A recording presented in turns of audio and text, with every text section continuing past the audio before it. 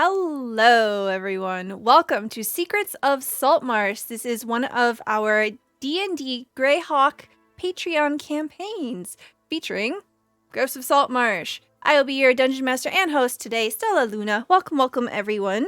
I just want to give real quick shout out to all of our Patreons. All the lovely people that you see here on the screen are Patreons. Without their support, the one-shots, three-shots, marathons that we run on this channel would not be possible. If you're interested for more information on what you can get for being a patron, you can check out opening my bot.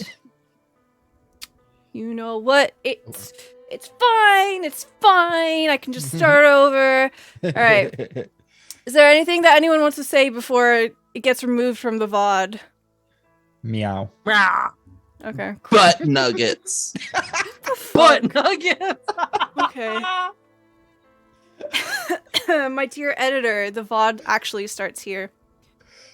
Welcome. Wait, no. Clear your captioner. No. Clear your captioner. It just says butt nuggets on the overlay. Oh my gosh. Okay, I'll clear it. Okay. Mine doesn't, so yeah. Oh my god. All right. Clear your captioner too. Okay. Okay, I cleared it. Oh, why doesn't it? Oh god, technical. Hold on. No, I'm kidding. I cleared it, but then I said it again. Oh. We're good now. Okay. Sorry, Duzen. Thank you, Duzen. Okay.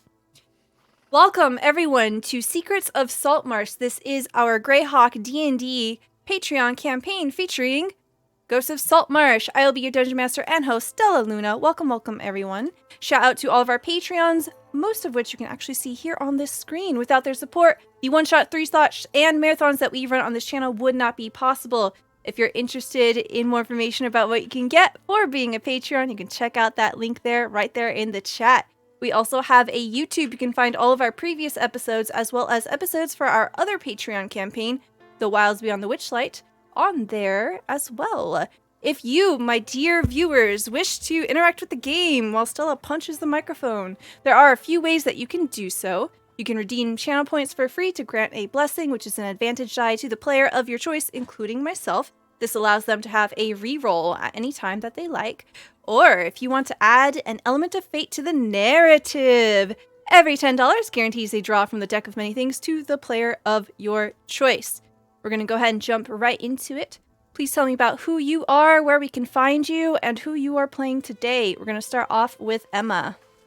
Hi, I'm Emma. Just as a small correction, we by no means comprise a majority of Stella's Patreons. We are but a small sampling of a bunch of incredible people that you too can be a part of. So go join the Patreon. Thank you. I can't actually do fucking math, so I appreciate you. I can't count. 5 is a majority of 20. I think that's right. That's right. I don't know how many Patreons you have, but hi, I'm Emma, also known as Emma Panada. You can find me on Twitch and Twitter at Emma Panada.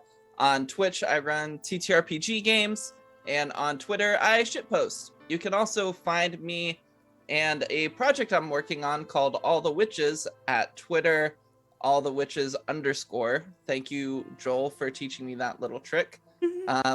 It is a TTRPG system that I am currently writing alongside a bunch of other incredible creative people like D'Angelo and May and so many others. But really excited to roll out more information about that. And if you want to keep updated, you can follow me there. I play Arlen Ruvelath, the captain of the Sea Lily and leader of the group with by far the most experience out of anybody in every category, of course. Excellent. Thank you. Nobody ever challenges me on that statement. Nobody. Not even once. Thank you so much. Next, we have Geek Dice. Hey, folks, I'm Geek Dice, and you can find me here when I decide to show up. Rarely, I guess. I am today once again playing KayBee, the old, small, cute, small boy, artificer wizard, follower of many, and friend of many. And I don't know if I can even remember my character. I'm back. Welcome back. So very good to have you back. Thank you so much for joining us. Next, we have Godfather Wraith. Hi, I'm Godfather Wraith V_ESG, or you can call me Godfather Wraith Tim. You can call me pretty much anything you want as long as it's not late for dinner. Um, so I'll be playing Garen Frank Wern. He's just a archer rogue, former scout for the, and I can never remember the name of the country, so we'll just skip on by. Kyoland. Keoland, thank you. Yeah, I'm bad with names, so I'll probably forget by next time anyway. That's okay. Last time I accidentally inserted a homebrew universe name into this, and it was That's really right, you awkward. That's right, you did. So yeah, he's just your friendly helper. So Excellent. Thank you so much. Next, we have Endicris. Hi, I'm John. I'm called Endicris online, and you can find me on Twitch and Twitter and Facebook and Instagram and all that stuff.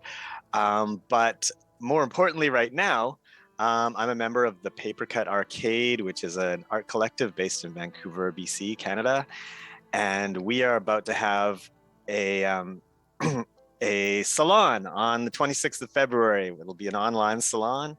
So we've got a theme this year about calendars, or this month about calendars, where we do art based on calendars.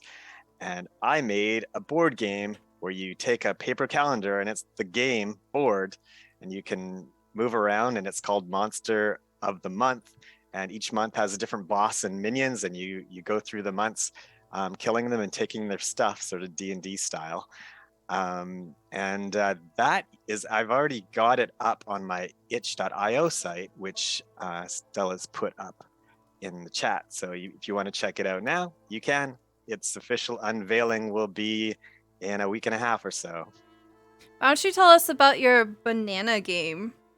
Oh, the banana, it's actually more like it's like a choose your own adventure book, except it's a cookbook, and you make stuff out of your old blackened bananas, like banana bread, banana muffins, banana cookies, banana cake, and the whole Forrest Gump list of things you can make out of bananas. And all it does, the way it works is it just asks you questions about, do you have this in your pantry? And if you have it, it'll put you down a path until you get to make a choice out of the stuff you can make with what you have. And hopefully you've got lots of cool stuff in your pantry and you have lots of choices, but maybe you won't have enough to make anything at all. It can be unlucky that way, especially if you've been going solo for a long time. I might have played and got the unlucky path. Yeah. But you know what you need once you've gone down the path, so you can go to the store and get that stuff next time. Yeah. It was like better luck next time. Go grocery shopping. Thank you so much. Next we have Zombie. Hello, I'm Jacob. I'm Zombie IMZ. I'm one of those three names you want to call me. Normally I do the clip lore, lore keeper, clip master sort of spew. But a friend of our channel, MC Russell Molly, has been wanting to give me a new nickname for a while and finally came up with a new nickname for me. So I'm going to be incorporating it. So I'm going to replace Clip Master with it. So I am the lore keeper and Captain Z of the good ship Clip. I think and I like the name. So it is now using it officially. You can find me on Twitter at ZombieFighter89. You can find me on Twitch at ZombieFighter89. I don't really stream as much anymore, but I feel like I'm going to be so addicted to the new Kirby game that's coming out at the end of March that I'm going to want to probably just stream it and just have some fun. Just do that as well. But yeah, you can find me every Monday night at 8 p.m. Eastern time with the Knights of Nirvana on YouTube, where I'm there with B Street Holmes, who's part of the other campaign that we are the Witchlight along with Emma over there. Yeah, and then I'm gearing up. Hopefully I'll have a better info card or a tweet to sort of add to my little list of things I have down there. But I, as editor, come hire me. I have done work for Stella. I have done work for others as well. I've done work for Bravo and such, and just come on by. And best way to get a hold of me right now is DMs on Twitter and DMs on Discord. Excellent. Thank Can you. you actually? I thought I saw something that you wouldn't be able to stream the new Kirby game. I didn't know that. Something about mouthful mode being against Twitch TOS. Oh my Well, god, then- are you serious? No, that's a joke. Oh. Oh, I was gonna say, You can't joke like that around super gullible people like me. Dang it. Oh, dang. I is also very gullible. Oh dear. Well, you know what? Why don't you give us a little bit of a recap as a very gentle punishment, my dear Arlen? Okay, sounds great. So, episode started off. We got to prep for the party. You know, we're having a party later that night. The rain is coming down. Everybody's really excited. People are rushing to their ships to go out and catch some fish, right? But we still have to recruit people for our ship, the Sea Lily. So, Hannah goes around spreading the word saying, hey, party is happening at my tavern tonight.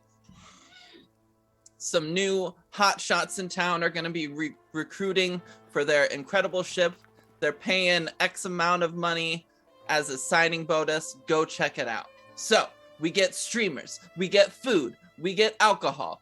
The tavern runs out of tankards at a point, and Jeff, who is manning the bar while Hannah is out under Arlen's instruction, starts filling bowls and various other miscellaneous items with alcohol and just handing them out everywhere. Mm-hmm. So we get back, we decorate, we clean, we do everything, and then party goes off. We recruit a bunch of people. I think in the end it was like 11. I don't remember. Yes, it was actually. I'm so good at remembering. It was exactly 11. Perfect. So we recruit a bunch of people. We're like, okay, everybody, we're meeting up at the ship tomorrow morning, bright and early. So we all go to sleep. Everything's chill. Garen and Arlen switch rooms again because neither is happy with their sleeping arrangement. In the morning, turns out Jeff got into a fight with one of our new crewmates, whose name is escaping me at the moment. And we get Zombie, what's your character's name? Finn. We get Finn to go break him out while we're going and getting everybody else ready. We go to the ship. We go down the whole line of 11 people and meet every one of them. Arlen, as the captain of the ship, is assigning special officers roles to certain people on the ship. There's the... Oh my gosh, I don't remember boat terms. The bosun. The bosun, Which who is the takes care of the boatswain. boat. There's the Mhm. quartermaster. Mm-hmm. There's the cook. Mate. And First mate. there's the first mate.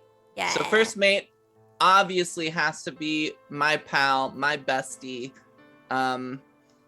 the bodyguard from town who left bodyguarding to come with us. Then there's the cook who was the gnome or halfling that was helping do all the dishes the previous night and is just a very helpful, hardworking sort. And then we got the quartermaster and the bosun. And we all went to our various rooms, described what our rooms looked like, and off we went, question mark? Yes. Thank you so much for the recap. I have given you a nat 20 for your troubles. So you now have two nat 20s. God. Yes, and just to kind of count around the table, Geek Dice also has 2, Godfather Wraith 1, ND 0, and Zombie 3. And Geek Dice, thank you so much for the draw from the deck of many 2. Arlen, tell me when to stop. Okay. Stop. Okay. Cool. All right. As the scene opens up, we are going to have a little bit of a recap of the various parts of the ship. Let me do a little bit of music change.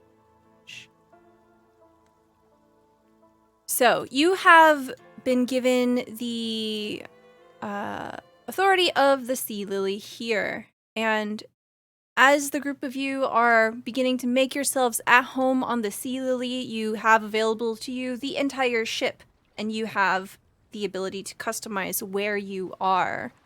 So, why don't you tell us a little bit about what room you have taken? I think it's probably pretty safe to assume that Arlen has taken the captain's quarters here.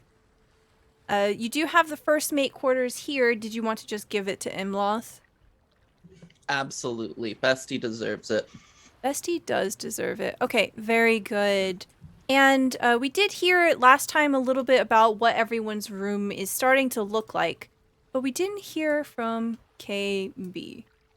Why don't you tell us a little bit about your dwelling here? So you see KayBee standing in the doorway. He's got his thumbs hooked in his sword belt, and he's standing there confident, his feet spread, his shoulders kind of thrown back, and he's looking out across the deck. He looks back into the space behind himself, and he's got his good buddy Quick in there, and his mechanical deer Poke is curled up in a corner underneath KayBee's hammock, hanging there, and Hoot is on the windowsill, just looking in, looking out, watching the other birds. And KayBee is just standing there confident. He looks back into the room and he sees the weapons that are right here. This is the soldiers' space. This is where the warriors who are going to run out on the deck when there's danger, this is where some of them are going to hang out. And he's full of himself. This is where he's supposed to be. He has a captain. He has some fellow shipmates. This is good. Excellent. And you have in your quarters a few companions, one of which is the Kenku warrior Quick, who very, very quietly takes up one of the hammocks here in the room. Who else is in there with you? Maybe another soldier. If there's one of the crewmates who's armed and ready to lead others. Yeah, this is the ready room. This is where the soldier is going to jump out. Okay, so it is worth noting that even though all of your hires for the ship, you have 11, not including Imloth here, they do have some varying levels of experience. A lot of them might be fisher people. Some of them have obviously been on a boat before and all of that, but not all of them have been combatants. So that is very important to note. As you have gone through the varieties of interviews and small talk, kind of setting up the ship and getting it prepared, I think the party would know that there are a few combatants here in the crew that you've hired. One of which is Agni, the dwarf, who is your quartermaster. You will know that Book is also a combatant. And we'll say that Tully is a combatant. Oh, I like Tully. Everyone loves Tully. Yeah, that's some awesome. chaotic energy right there. Okay, and then Simona, because Simona's hot. Ooh, hold on. I just made most of the combatants be officers. You know what? That's going to be a you problem. So good luck with that. You're going to have to make some hard decisions. But Matihi, thank you so much for the card draw to Geek Dice. Oh my God, stop. Are you sure? No, keep going. It's too late. Okay. Thanks, Matt. Yeah, it's bad. Too late. You know, it's really bad when Stella Luna, the person who masks every card draw, tells you it's bad. Are you sure? All right, excellent. So we're going to rewind just a little bit before we go off onto the sea. And KayBee, there is a cart, a wagon rolling up to the docks here. Let me stop playing Open Ocean, play Docks District. So people are beginning to roll the last of their possessions onto the ship here, and you see Agni, the dwarf monk, is going through a manifest and logging everything that's coming onto the ship. You see, as his wagon is being drawn forward, you immediately know from the size and shape of what is loaded on there that this is your order that you've been waiting for. It seems that perhaps someone has put in a good word and expedited it. You were not expecting it to arrive so soon. Oh my gosh. Yeah. This is a big deal. Wow. I didn't think this would be here. And I look underneath the tarp. It's like, Agni, we got to put this up right away. Where's Arlen? This is going to be a surprise. I think she's busy. We should put this up real quick. Do you wish me to fetch the captain? Oh, this will be a surprise. Would you like me to recruit the assistance of other crew members? Yeah, we got to do this right away. Very well. And you see they close the book and they tuck it into the folds of their shirt. And as they make their way over to the ship, we'll say that Paul, you are nearby. Agni looks right at you and says, Master KayBee would like some assistance. Oh, sure, KayBee. What's happening? Take a look under the tarp. It's something. It's a surprise for Arlen. Just peek. Well, You see what that? is it? It's a sea lily. Oh, What you sweet. see is a big folded canvas, and there's a large symbol of a sea lily on it. Is it like? Is this a sail? It is. It's a sail. Wow! You made this? A brand new one. Yeah, the seamstress made it. Nice. All right. We can put it up right now. I know, right? Yeah. Let's do it. Okay. So Agni will recruit Silos, the dark-skinned human male. Will call upon Digby, the half-elf with brown hair. And I'll say that, like, the five of you work together in quickly trying to arrange everything the way you want to. KayBee, go ahead and take creative liberty here as like we have a very cinematic shot of the ship and see everything in all its glory. Yeah. I don't know if it's cinematic. I think taking down and putting up a sail, the main sail of a ship, is probably a fairly substantial endeavor.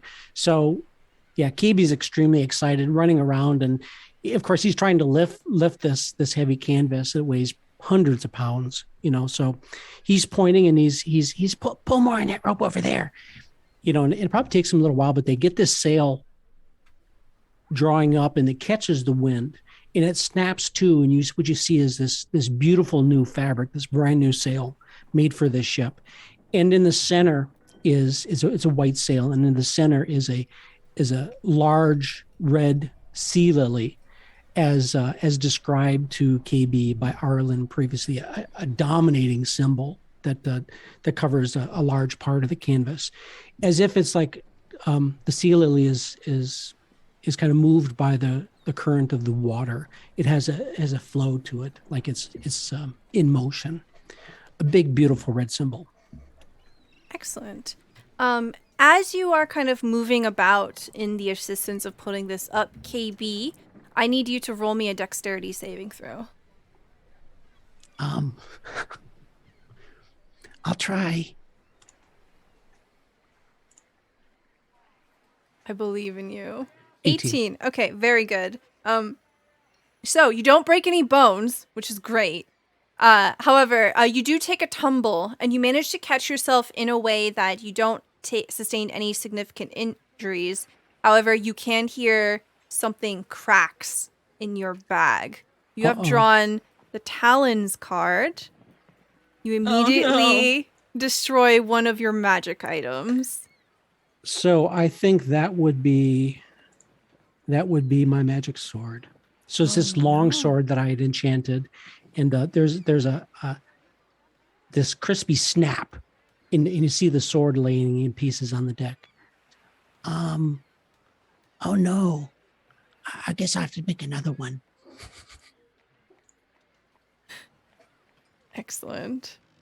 So as the group of you finish up, Arlen, Garen, and Finn, you step onto the main deck, finishing whatever business you had below, and you see this mast that has been installed. Huge, beautiful sail, and KayBee stands with it, his hands on his hips. He's wearing a white cloak with a red sea lily on the back of it. And then Quick also has a white cloak and it's got a red sea lily on the back of it. I hope you have enough for the whole class. I got these patches. Anybody wants this patch? Here's a sea lily patch. You can put it on your shirt, maybe if you want. Aaron takes the patch. And Same. And he's got a whole big stack of them. It's like patch for everybody. I love Nice. Arlen kind of looks up at the large sea lily mast, looking down at KayBee and obviously kind of recognizing that he was behind this. Is it okay? That's great, KayBee. Thank you very much for taking care of that. We needed a bit of a change.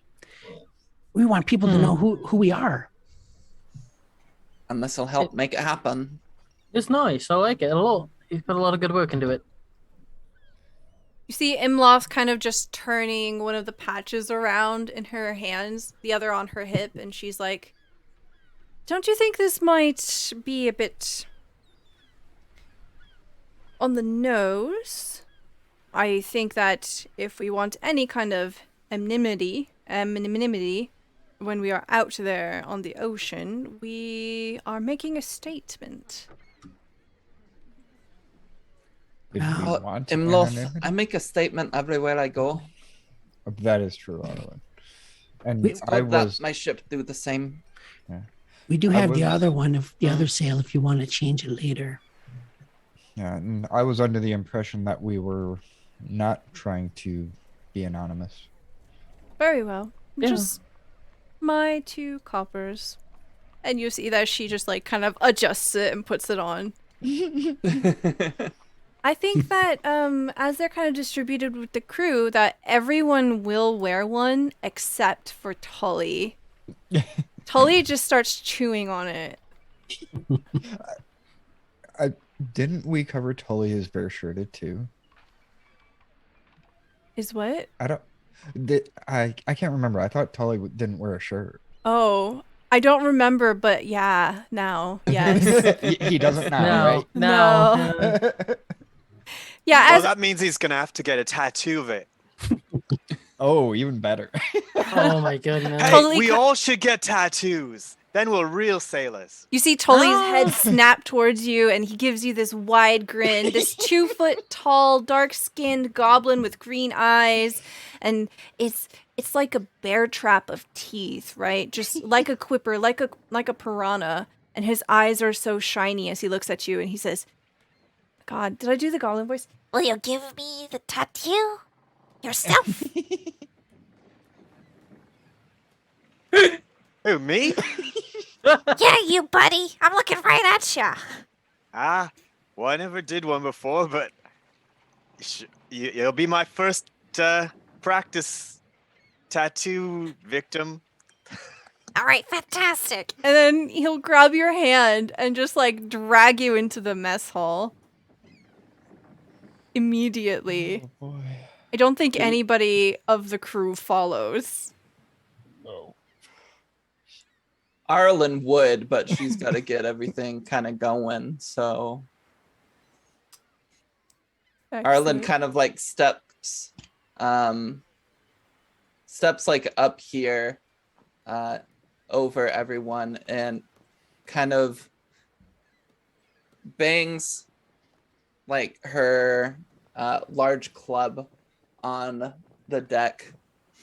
All right, everyone, we need to get moving if we want to make it to our destination before nighttime or nighttime, whatever, sundown.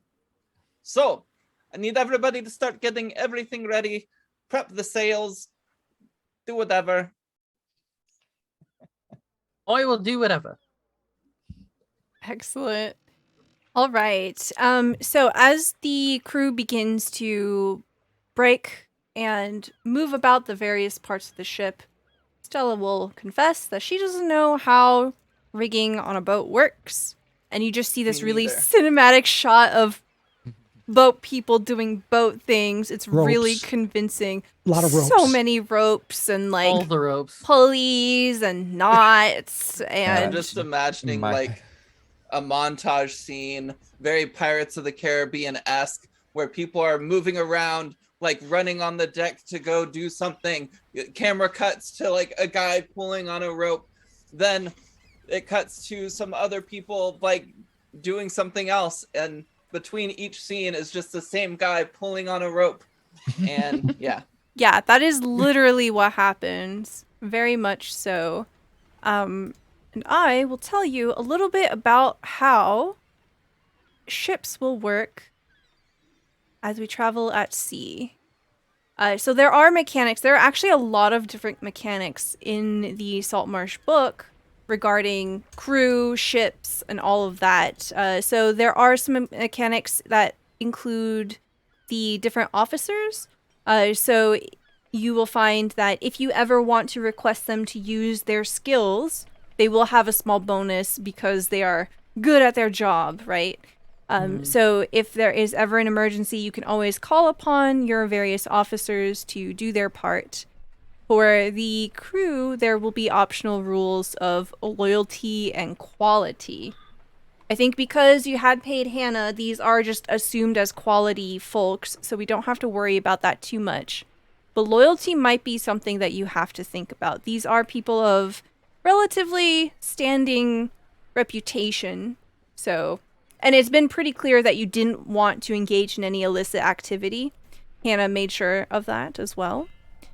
So we'll say that loyalty won't be super important for this particular crew, but if you end up getting new members or replacing members, that is something that might be introduced into our game.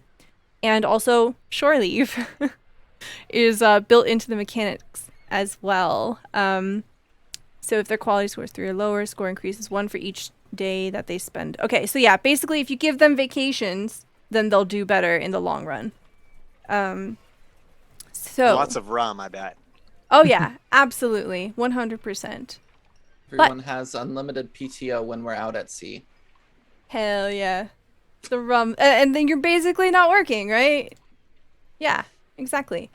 So I will bring you all to the map here. As you are kind of preparing yourselves for the journey ahead, you are disembarking from Saltmarsh and you pull out your map to where it's indicated at the southernmost part of the Hool Marshes here. There is the reported lizard folk lair. As you're looking at the very, very large map in the captain's quarters, obviously, like, it's pinned to a giant table. There's a cinematic lighting in the room. A lantern is swaying as you're going out into the ocean. We'll have the window at the back of the room open and the sea breeze is coming in. It's nice and salty. And as you're looking at this map, doing the math, who would be doing the math? Who wants to do math? All the math. KayBee does all I'll the do math. the math. KayBee does the math. KayBee does the math. KayBee does the math? Okay. KayBee, you are able to determine that the lair is about 10 miles away, and this sea journey will take about 3 to 5 hours, depending on conditions. So you will get there before nightfall, assuming that everything is all right along the way.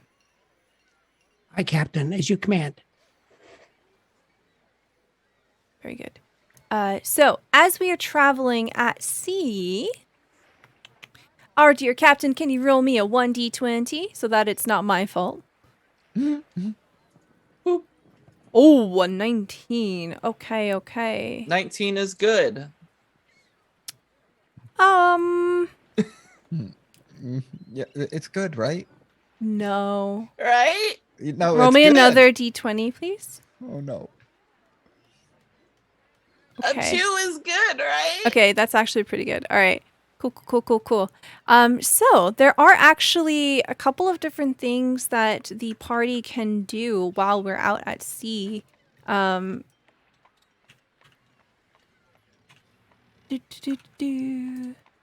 show to the players here. So as we are out at sea, there are actually a few mechanical things. We can draw a map, forage, raise morale, navigate, notice threats, repair, and do stealth. As the captain, you can order everyone to basically enter into a mode where you're mindful of the noise and the presence that you are creating as you're moving through. But currently none of these are really that applicable, and you can always command an NPC if the role is not taken by a PC. So I just wanted to like show these things to you, that way you know they exist for later. But as you are kind of settling in here, you find that there is something brewing between the folks. Between the pulling of sails and ropes. You see that Tully is facing off with Malaya, who is the halfling that was working at the tavern. The one that is your cook, actually. The two of them are on the main deck presently, and it looks like they're about to have a fist fight. You see that a crowd is beginning to gather, and there are some shouts and jeering. Some people are encouraging it, some people are discouraging it. What would you like to do? It draws the attention of everybody on the ship. Finn is gonna. Cole will head in there. Okay, if Finn's gonna definitely go in there as well. He's gonna run right in there and go, Tully, what did I tell you when I got you out of jail? Easy. We don't know who done what to who. What seems to be the difficulty, people? We want to get along here. So we see, would you like physically intervene and put the two of yourselves in between them? I'm Cole going would. to. Yeah. Okay. I'll be next to Tully.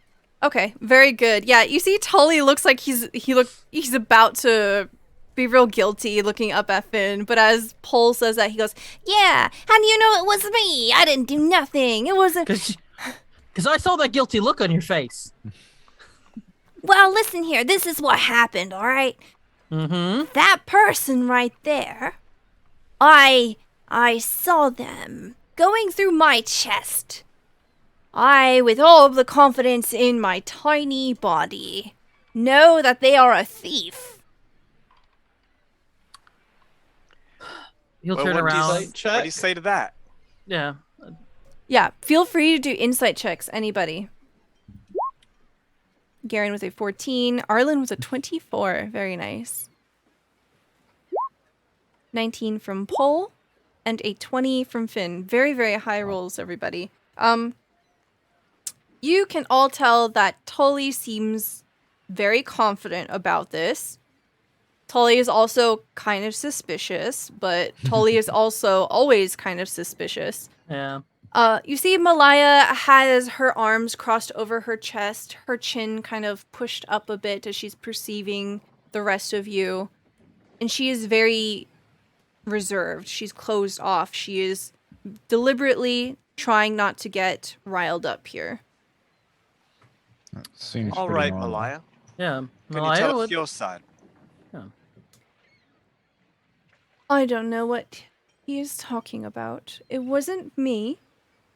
I've never done a dishonest thing in my life. Insight check. Well, I'll carry over the other numbers, yeah. Oh, Okay. please do. Yeah. She seems pretty confident. She seems to be deliberately trying to stay cool for some reason. All right.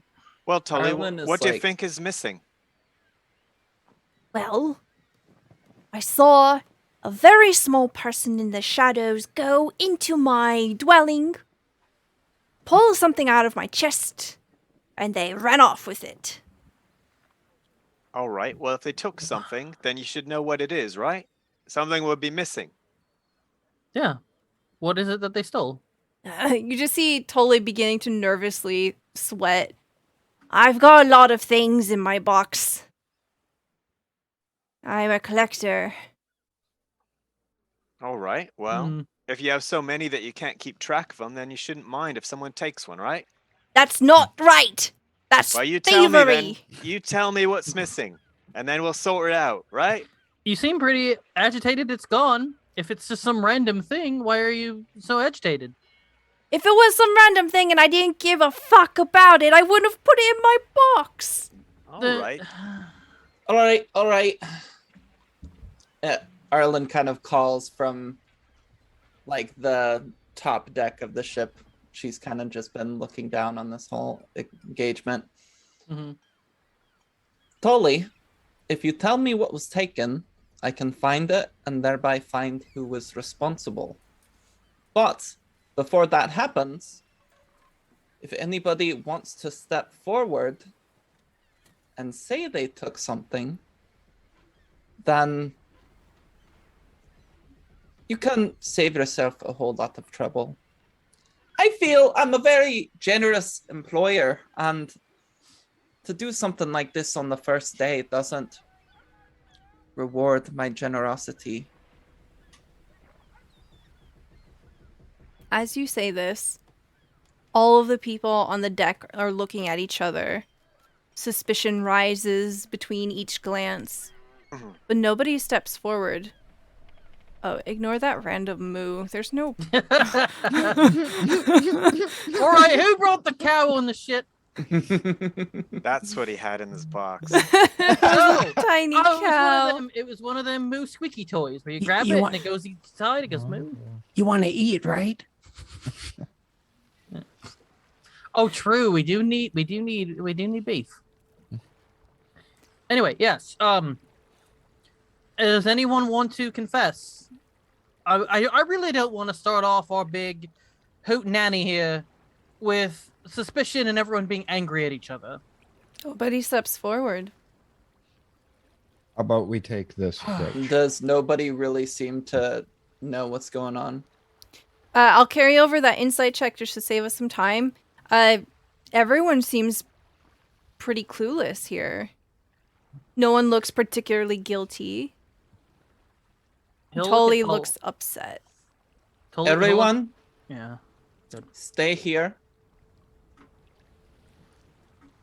Finn, Yes, ma'am. Garen, Paul, KayBee, search below decks. We might have a stowaway. Hey, Captain. Oh. This is why you're the All captain. right. I didn't think of that. Come on, quick. You see the Kenku Fairness. warrior immediately adjusting this feathered cap he found somewhere on the ship. And he like holds it down as he runs after you so it doesn't blow away. Yeah, our new sea lily cloaks, they flourish. Except Garen's wearing his coat finally, since it's no longer sweltering hot. And Garen goes straight to the bilge to begin searching. Okay. So as you're looking at the various parts of the ship here, you will see the anatomy. Please tell me where you want to check. You essentially have 4 layers to your boat. And Garen also Well, the takes a captain said the lantern with him. bilge, so that's where I'm going. Okay, go Yeah. ahead and move your tokens to the appropriate layer that you want to search. And I think I'll Garen ju- brings a lantern with him to the bilge, by the way. Okay. KayBee is Okay. going to inspect the crew quarters. Okay. I'll be. You know what? I'll go with KayBee this time. I'll go with KayBee. Okay. I'm gonna ask That way we're a little Penny's- split up. I'm gonna ask Penny Sprinkle to check our quarters though, and stay there and watch, because Tully is my roommate, and if people Mhm. are coming into my Right. room and stealing stuff, I Oh! want to know about it. That's Mhm. true. Okay, very good. Yeah, so you'll see that Imloth comes down as well, offering to assist you. And so as everyone begins to divide and conquer, trying to search for perhaps an unwanted stowaway person on the ship, go ahead and roll me either perception or investigation. They will yield different information. You choose one.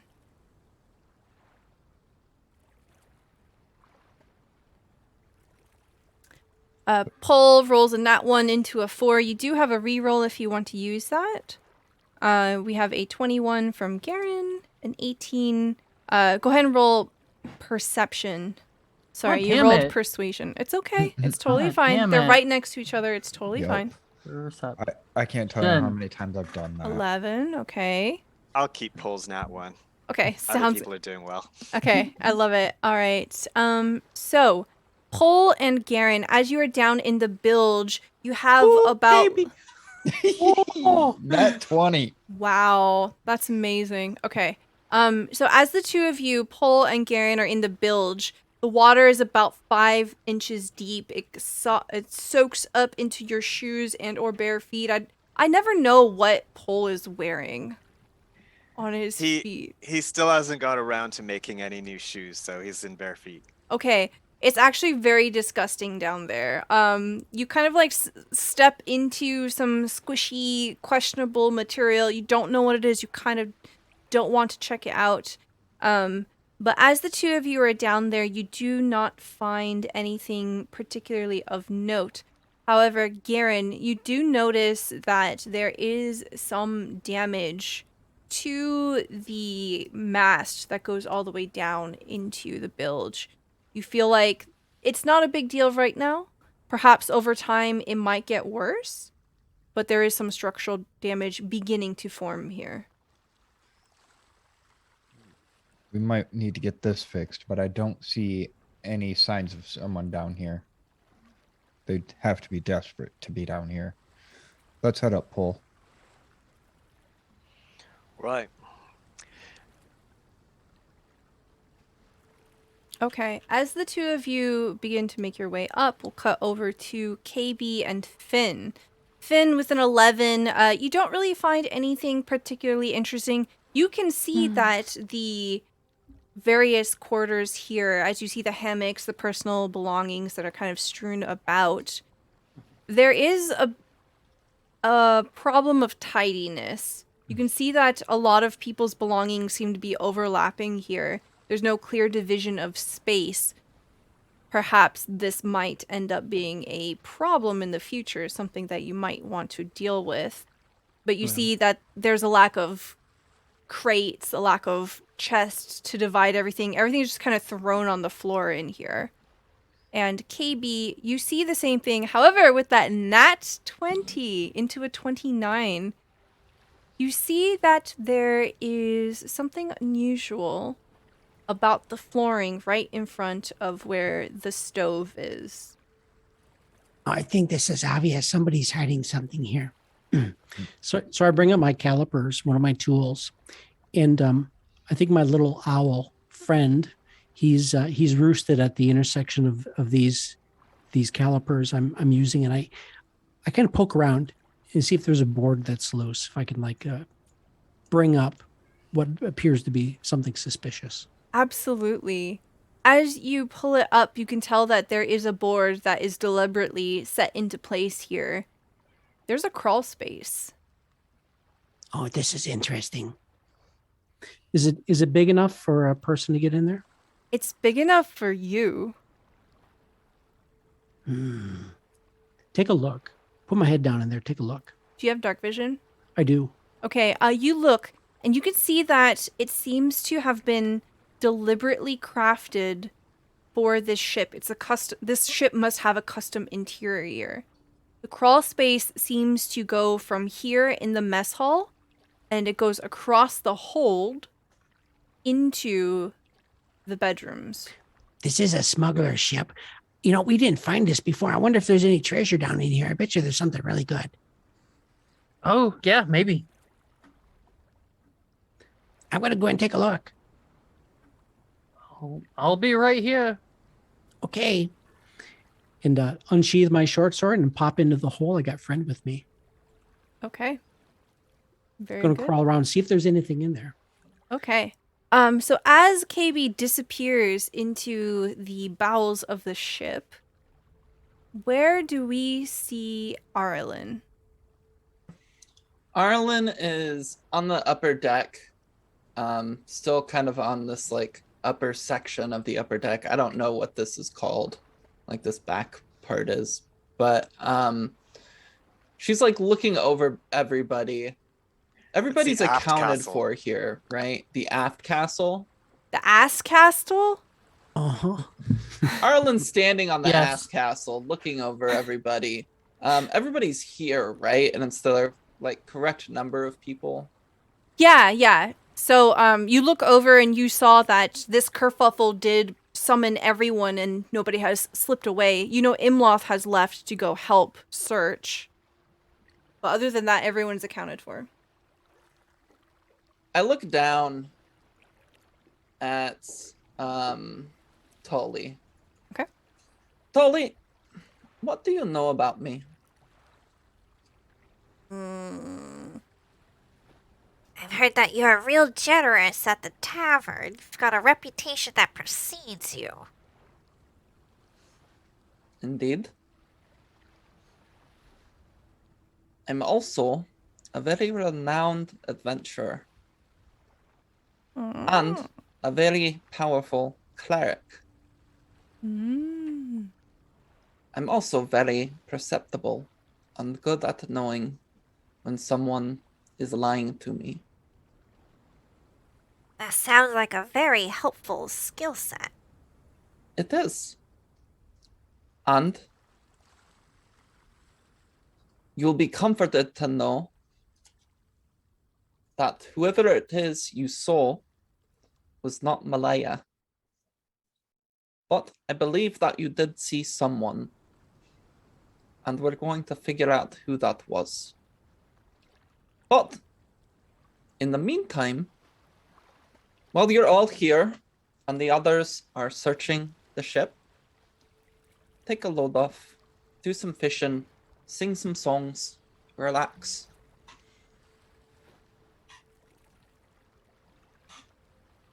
And you hear Simona clap her hands and she says, "All right, you heard the captain. You are all now under orders to relax."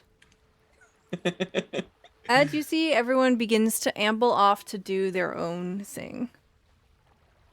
I'm keeping a close eye still, like watching everybody, making sure like nobody sneaks off. Okay. Down below deck. Go ahead and roll me a perception check as you're doing this watch of your own crew. You do have a blessing. Do you I want will use a nat 20. A nat 20. Okay, very good. So eyes like a hawk, you're watching everybody within line of sight. Okay. So as both Garen and Pole begin to make their way up, you are now in the hold area.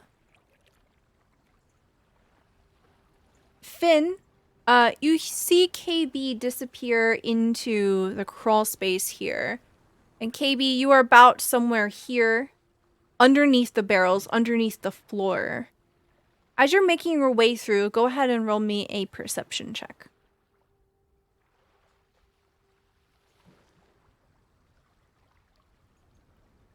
Did you see I had some net 20s? You have 2. Yeah, I'm going to use one, please. Okay, very good. As you use one, you are finding all kinds of things down here. It is not a very pleasant smelling space. It is very small. You can tell that it was designed perhaps with someone of your stature or a child in mind to crawl through this space. Anybody else in your party would not be able to even squeeze in here. So as I see things, I call them out to Finn. I give him a play-by-play. Okay, very good. You begin to hear KayBee's voice kind of going further and further away. And Garen and Pole, you hear KayBee's voice coming from underneath the floor.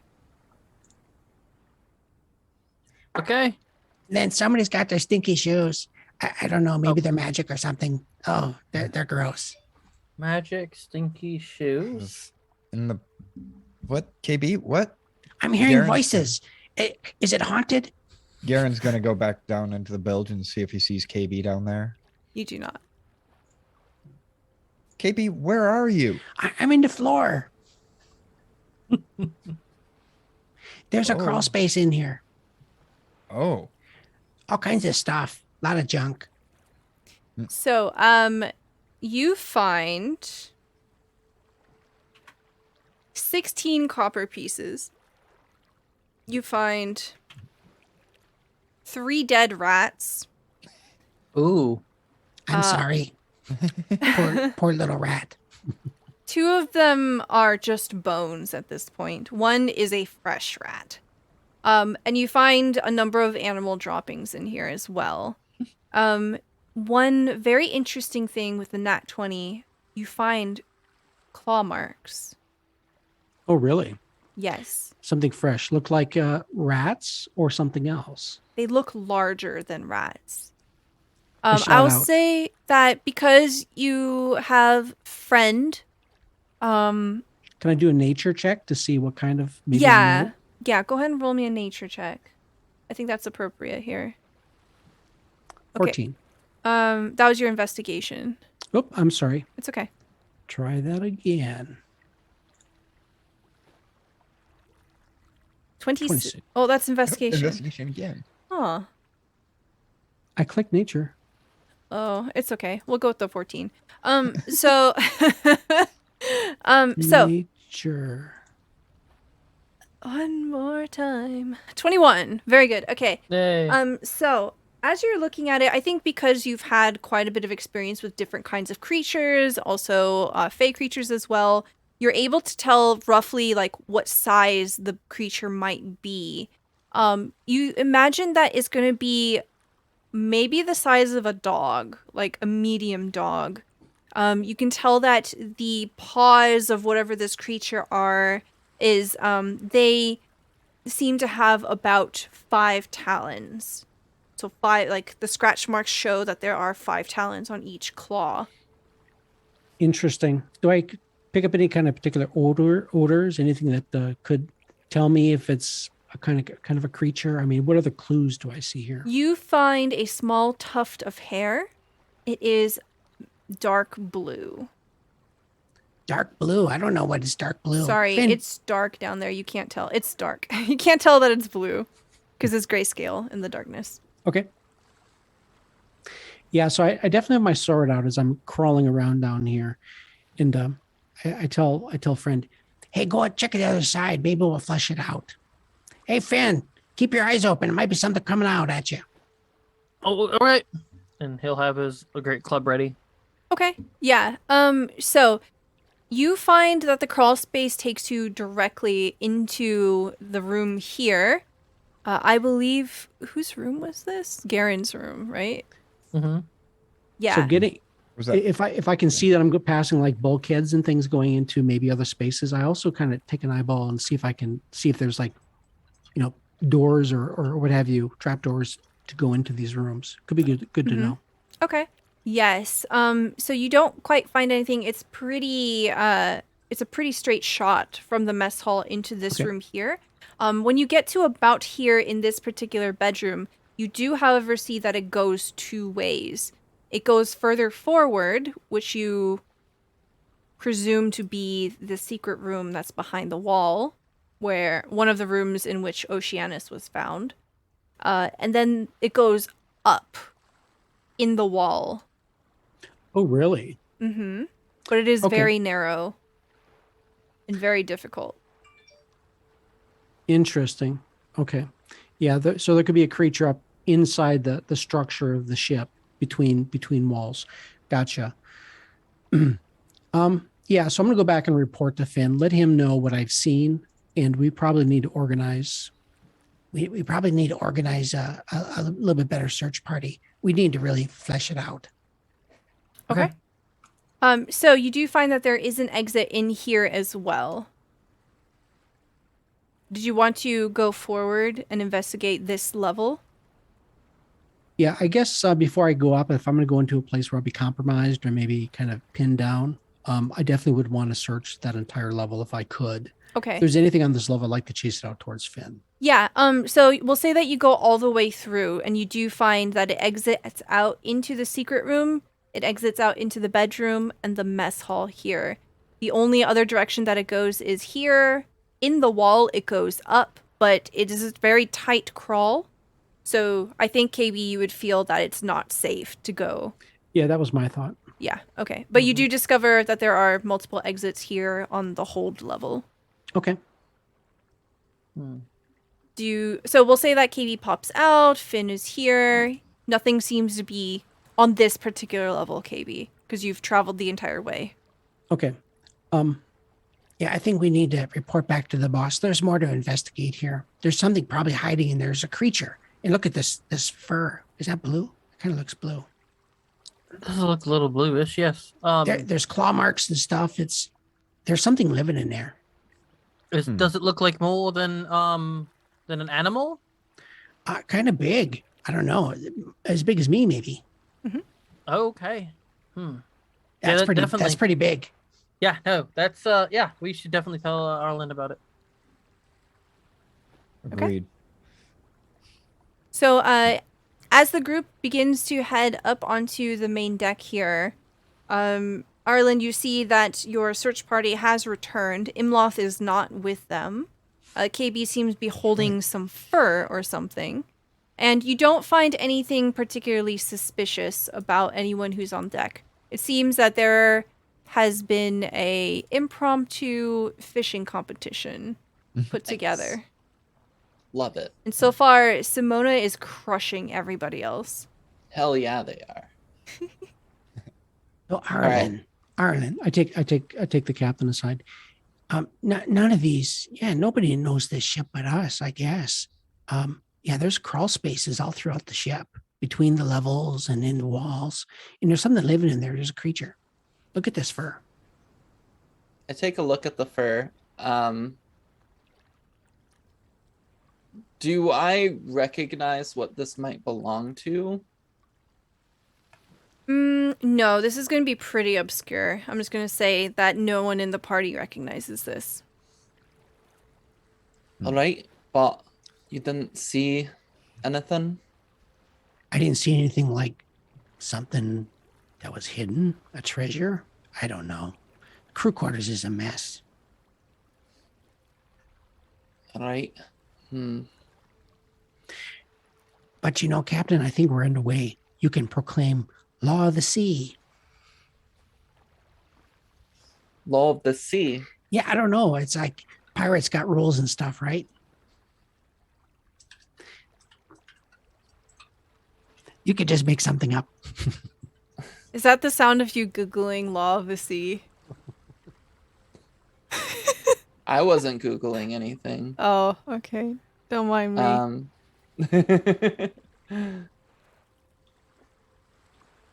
All right. But this is an important moment. Everybody is watching what you do. Are they all watching right now, or are they still fishing? Go ahead and roll me an insight check. 8. I will use You have a my bonus blessing? die. Or my blessing, yeah. Okay. Yeah, 'cause All right. they're watching. 23. Very good. Yes. You find that not everyone is completely engrossed in the fishing. There are a few side eyes that are being taken here, and there are people leaning over, trying to drop some eaves. Absolutely, KayBee is right. People are taking this moment to see what kind of captain you are. It's lonely at the top.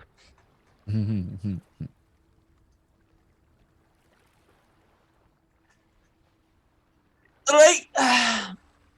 It seems we do in fact have a stowaway on the ship. Creature of blue fur, in fact. So, Imloth, keep an eye up here.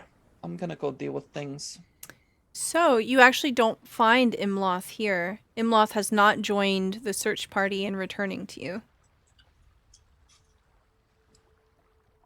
Did I send Imloth on the search party? Imloth said that she would be joining them.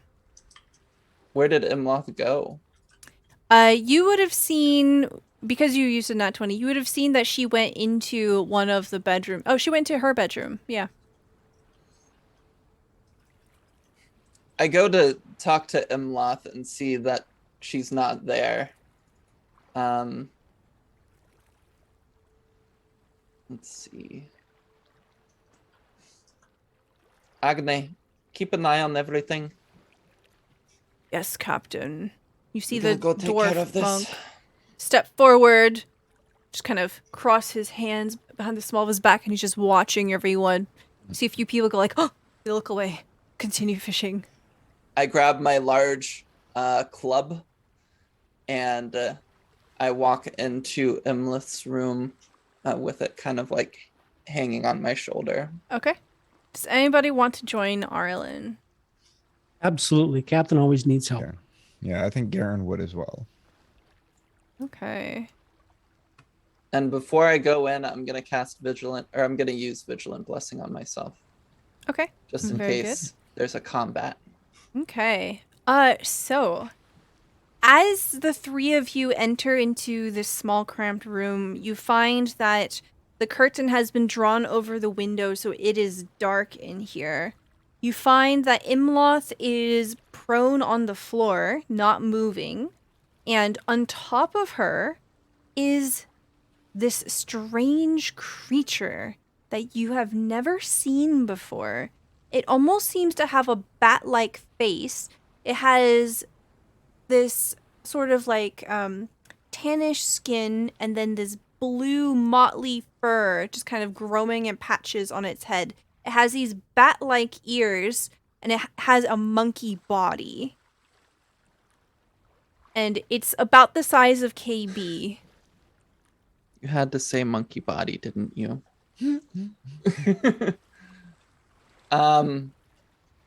You see on the tip of its tail is a stinger. And it seems to have stung Imla. It turns its head towards you, and you see these big saucer-like eyes just kind of watching you, slightly glowing in the dark.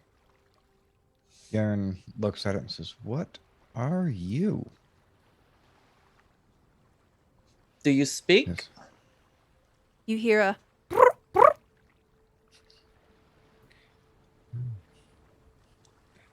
So you understand. You know what? I'm going to have this prepared. I'm gonna cast Comprehend Languages. Okay. All right. Tell me what this spell looks like as you cast it. Is this your first time using this? It is. Okay.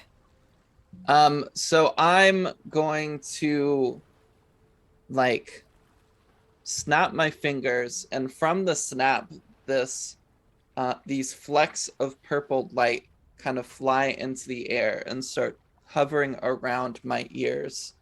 And I'm going to look at it again. Do you speak? Garen and KayBee hear that same kind of purring, trilling sound. Arlen, you hear the beast tongue of this creature, and it says, "Have food?" I have food. I'll take out like a ration. Mm-hmm. You see the creature just like crawling on top of Imloth, just completely disregarding any kind of personal space. Like literally like one of its hand-like feet just kind of like smush her face into the ground as she crawls over her and towards you. And you see one of its hands come up. You see that there are 4 fingers on each hand. And it goes, "Brr, brr. Give food." I give it food. And as you give it food, you see its mouth open up and it has all of these jagged teeth and just like it begins to feast. It sits down on its ass. I have a quick question for KB. Did you tell us about the 5 talon marks? Yeah, I would have described what I saw. Okay. Yep. Do you have a name? It says Lafa.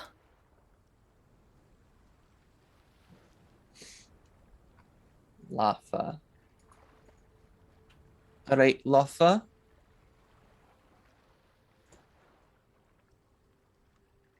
The ship belongs to new people now. I don't know if you heard. It says to you, "Good people, give food." That's right. You can stay, but if you need food or you need anything else, you come to me. Okay? You don't take things. You see that the creature begins to come even closer to you. It doesn't seem to think of you as a threat anymore.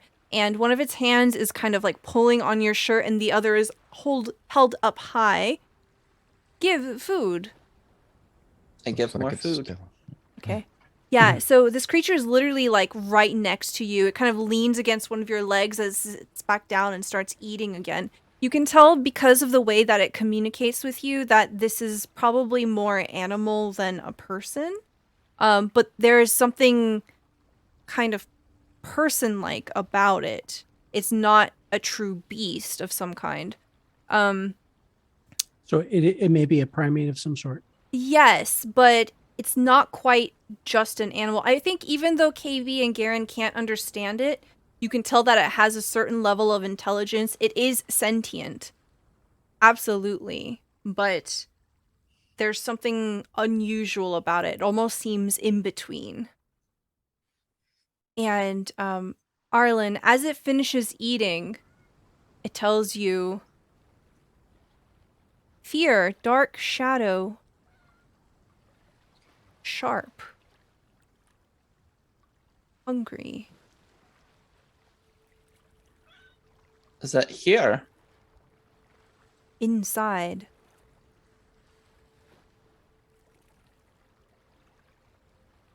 Does it gesture anywhere when it says inside? It doesn't. It's kind of just like half hanging on to you.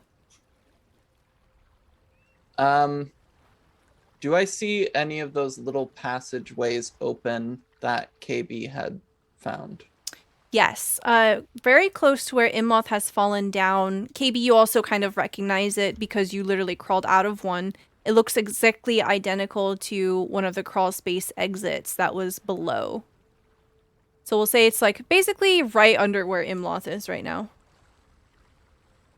I point at the hole inside there. Yes. Okay. We can take care of that. Does Imloth look okay? Do you want to go over to her? Actually, I was kind of hoping I could creep my way over there without startling the creature. I wanted to get the Imloth. Yeah, as you're kind of like moving forward, you see the creature, without letting go of Arlen, begins to skirt around her, using her body as kind of like a barrier.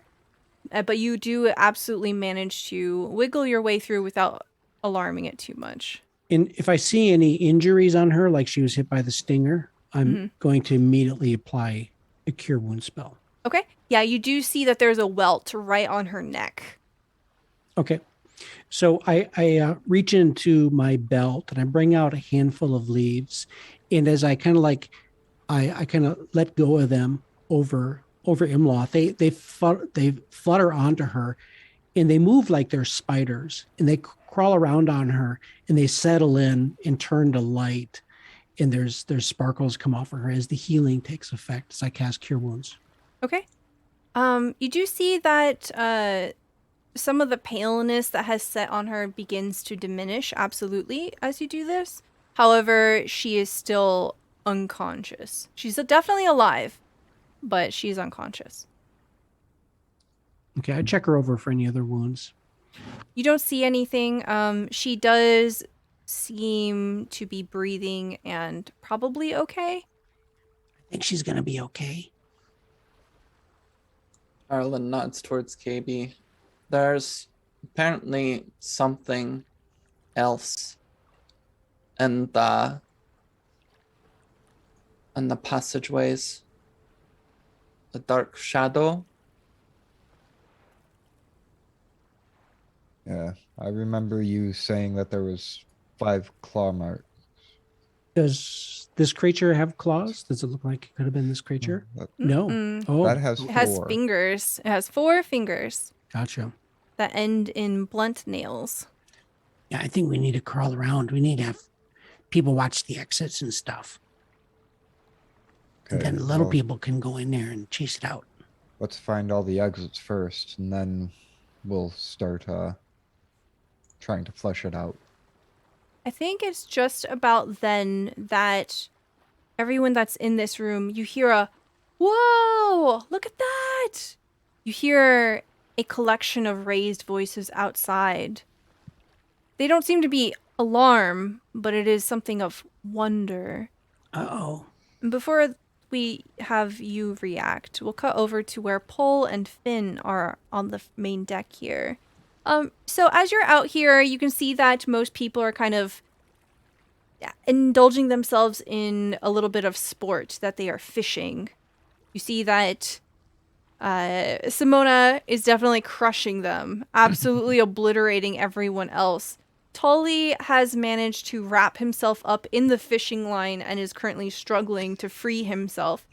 He seems very cat-like as he fights against it, just making it worse.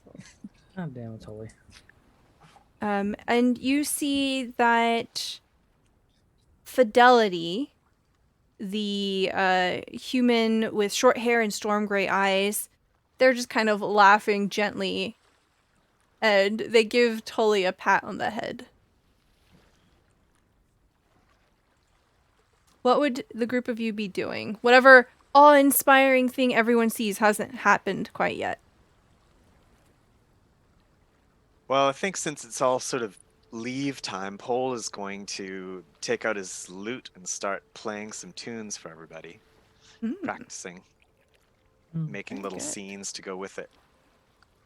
Very, very good. What kind of scenes would you like?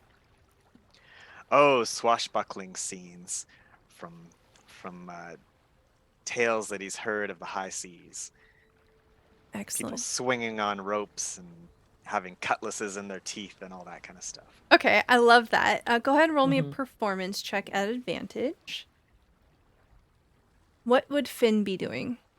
I think Finn would have been kind of looking around a bit and sort of surveying everything, shaking his head at Tully, and then he sees Pole start to pull out the lute and play it, and he decides he kind of wants to sit near and wants to listen to it because he enjoyed it from the last time that he listened to it. Excellent. With a 12 performance, Pole, you are absolutely lifting everyone's spirits. You hear a few people clapping, a few yeah, and someone says, a disembodied voice among the crowd here. Oh, thank the gods. The last boat I was on didn't have a single instrument, and we had to come up with an a cappella group for entertainment. It was terrible. A disembodied voice said No, that? it's just some... I don't want to give a name to it. Somebody. Okay. Somebody in the crowd, yeah. Digby says it, yeah. Okay. Yeah. Sorry, I shouldn't say disembodied voices in an adventure module called Ghosts of Saltmarsh. You're right. That's my mistake. Well, you know. So, as Pole and Finn are kind of enjoying the music here, all of a sudden you hear someone say, "Oh, look at that!" And they point off the starboard side of the ship, and you see two gigantic aquatic creatures just leaping out of the water. You see these long, powerful bodies. They are black and white, and you see that they are very, very sleek in their appearance. You see one kind of arching across the sky, and then the other one arching right after it. And as they crash down into the water, everything just kind of seems to slow down as you're watching. The spray of the ocean, as it kind of spurts up into the air, you see the light going through it, almost prismatic, as it kind of washes over everyone that's perceiving this.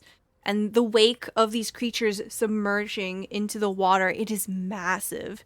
You can tell that these two aquatic creatures are probably about the size of the boat that you're on. They're not super close, but the massive size of them is enough to, like, just very, very lightly spray everyone on the deck. Oh, that was quite a sight. You think maybe you attracted him with your music, Pole? Wow, what is it? Is that a whale?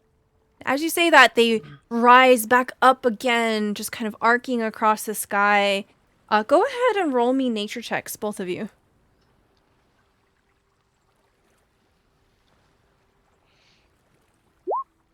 Wow, very nice. That's a 13 from Finn and a nat 20 into a 21 from Pole.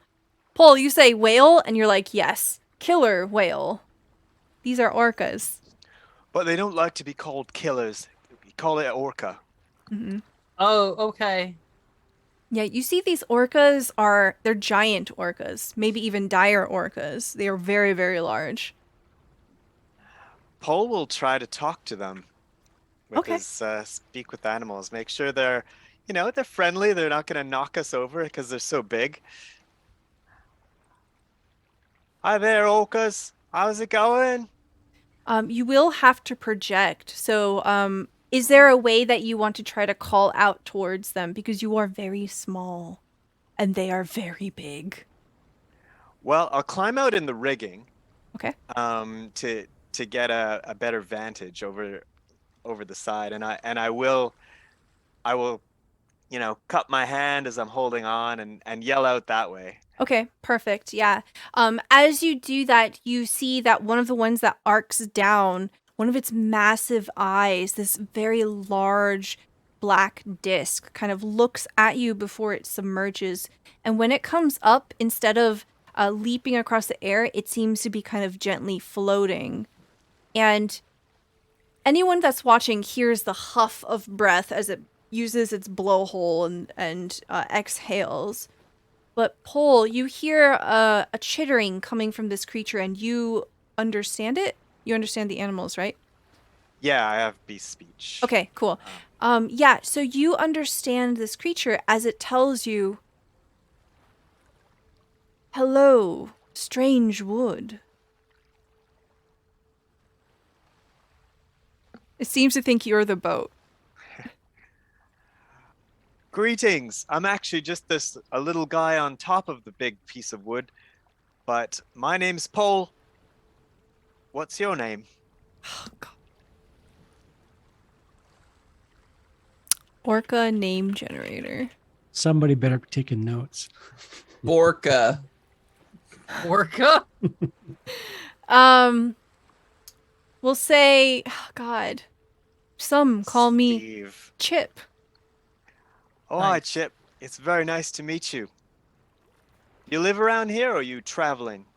We travel from the deep sea. Any particular reason, or are you just out for a cruise? We are looking for a home. Me and my mate. Oh, did you lose your home that you had before, or is this just your first, you just got married or something? Spawns come and go. And as Pole is kind of... Pole, when you're speaking, do you use like animal noises? Are you I speaking out totally loud? use animal noises, so yeah, I'm probably going. Just making whale noises. I Yeah. love it. Okay. So what everyone else hears is the chittering and whale noises. And as Pole's engaged with this particular one, Finn and anyone else who's on the deck, you see the other one, like the shadow of it kind of moving underneath the ship. And the ship kind of sways a bit as the current gets shifted by its massive body. And you see the creature leap up on the other side. It's harmless. The boat's fine. But you see it just arcing through the sky and then crashing down. It crashes down close to the ship, so like a water ride at an amusement park just washes over. Finn, you are now drenched and completely wet. That's good. I needed to clean my feet after the bilge anyway. You hear a few "aww" as fish that has been like thrown onto the deck kind of gets washed off and away by this wave of water that just kind of clears the deck here. And I'll say that that's about when the group of you begin to emerge from the room. You see Pole is up on the rigging and the deck is completely wet. Everyone is soaked. I probably would have sent Garen out to check what was going on out there, since there's some other things going on in here. Okay, yeah, absolutely. All right. So yeah, Garen would step out, see the orca, and be like, "What the hell is that?" Don't worry, it's just a dire orca or two. Oh. They don't mean us any harm. What? Oh, okay. They're just Oh. traveling, looking for a new place to set up. Oh, what do they eat? Oh, they eat a lot of seals, mostly, I think. Oh, Walruses. so they won't compete with the local fishers then? I don't think so. Okay. Because I could see that causing some trouble. Them seals actually eat a lot of the fish, so it's probably helpful. Oh, yeah, okay. Garen would poke his head back in.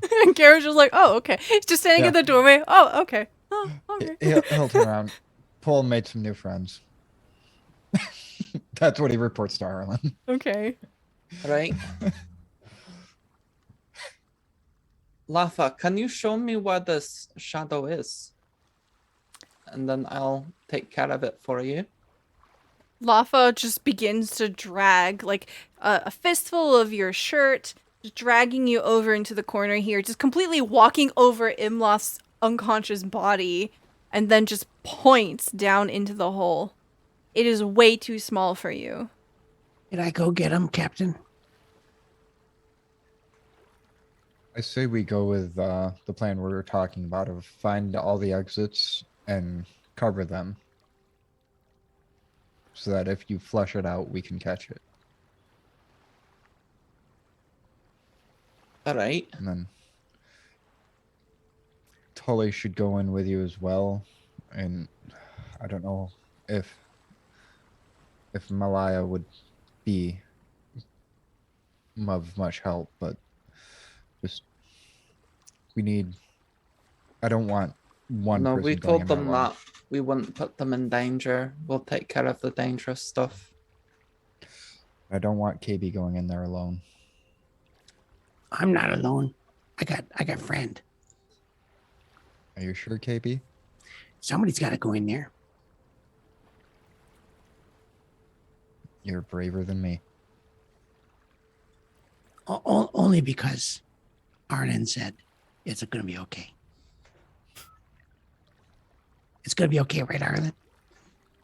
Well, There you go. I'm gonna put Vigilant Blessing on KayBee. Okay. And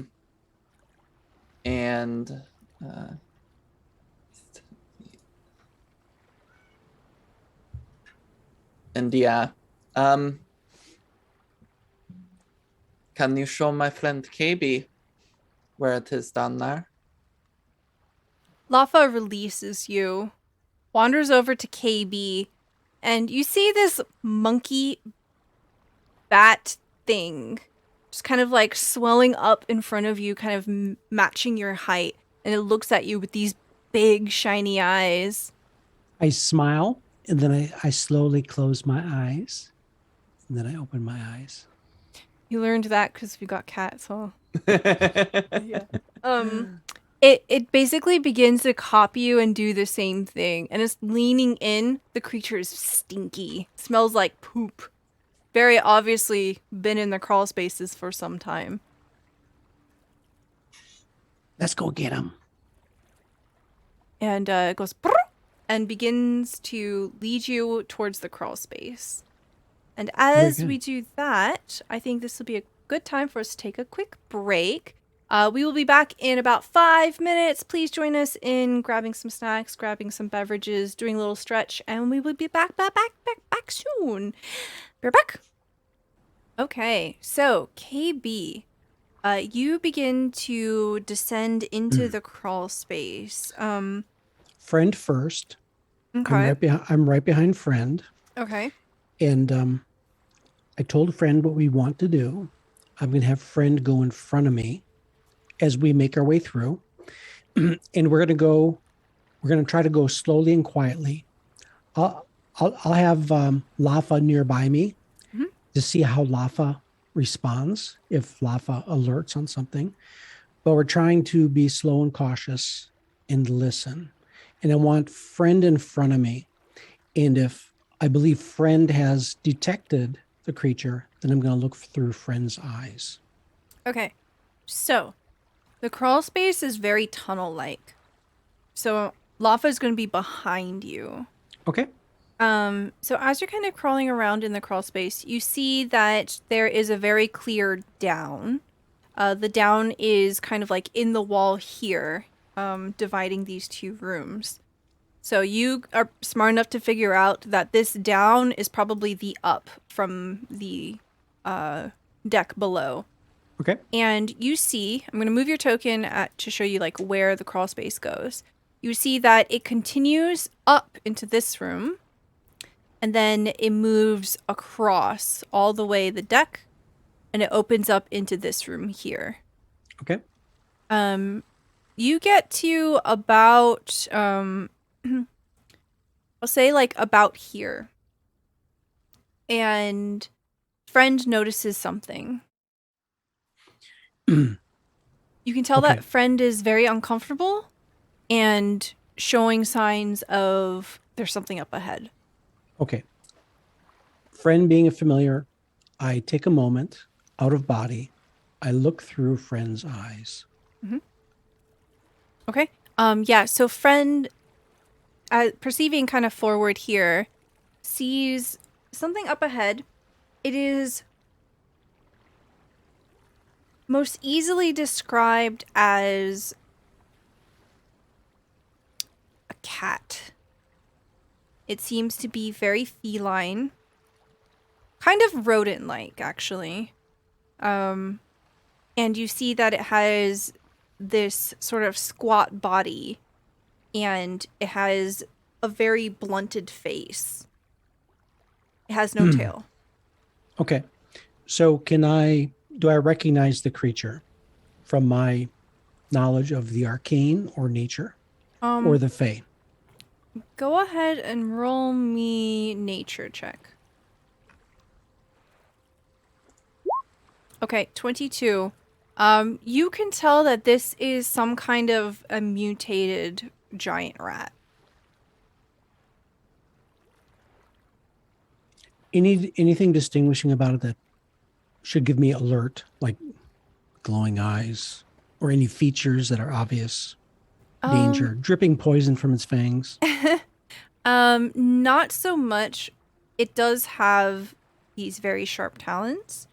Other than that, it doesn't really have any kind of distinguishing features that you can see. It is a very tanky wombat-like creature, so it's heavy, it's squat, and it will probably mess you up like a honey badger would. Okay, very good. It would very good. probably eat you. The very small KayBee in the crawl space of this creature. Is it bigger than me? Yeah, it's big. It's thick. If you had a scale and one side was KayBee and one side was this creature, the creature would be heavier and denser than you. Okay, I come back to my own senses. What is Lafa doing? Has Lafa alerted?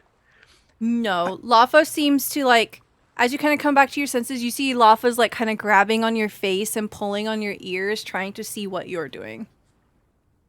Okay, so I touch my nose.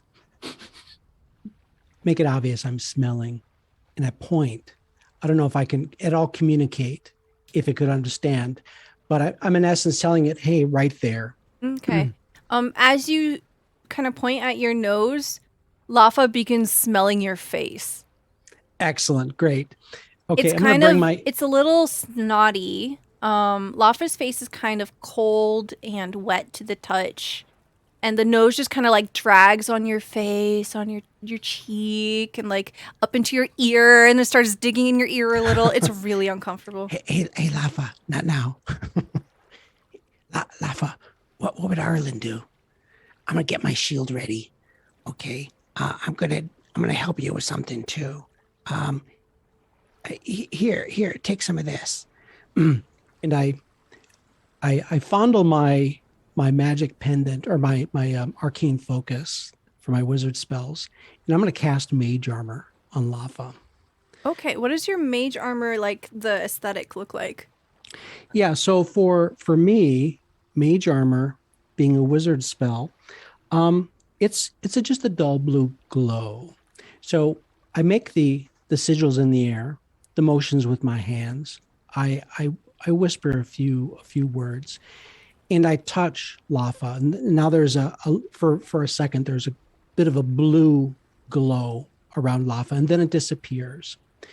But it basically encompasses Lafa and Okay. gives them some protection. It's not concentration. It'll last for 8 hours, and it gives them a bonus on the armor class. Armor Okay. class becomes 13 plus her dex.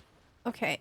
Unfortunately, the second it becomes apparent that you're casting some kind of magic, Lafa freaks the fuck out. Okay. It punches you across the face. You don't take any damage or anything. It punches you across the face as it scrambles to try to get away from you, and it bolts in the direction that you had come. So it That's takes your spell with it. No worries. That's fine. I just didn't want to lose our new friend. And I don't know if this creature has done anything yet, but I need to push in. I need to engage. Roll me a stealth check for you and friend, and while you do that, we're gonna cut back over to where Arlen and Garen are in this room. So you've seen KayBee, Lafa, and friend disappear into the crawl space, and you can tell that they are going some distance away. You hear kind of like the think thonk thonk thonk of them going northward into the other room, and then you kind of lose them. What would you like to do now?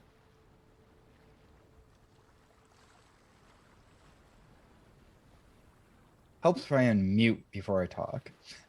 Garen would try to follow the sounds of KB's movement. Okay.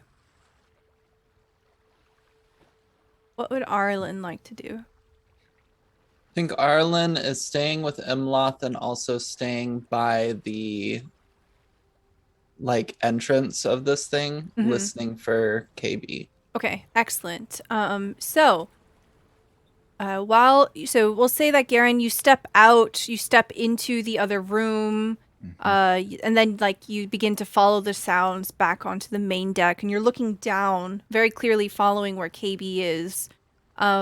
And the camera will kind of cut over to where Pole and Finn are.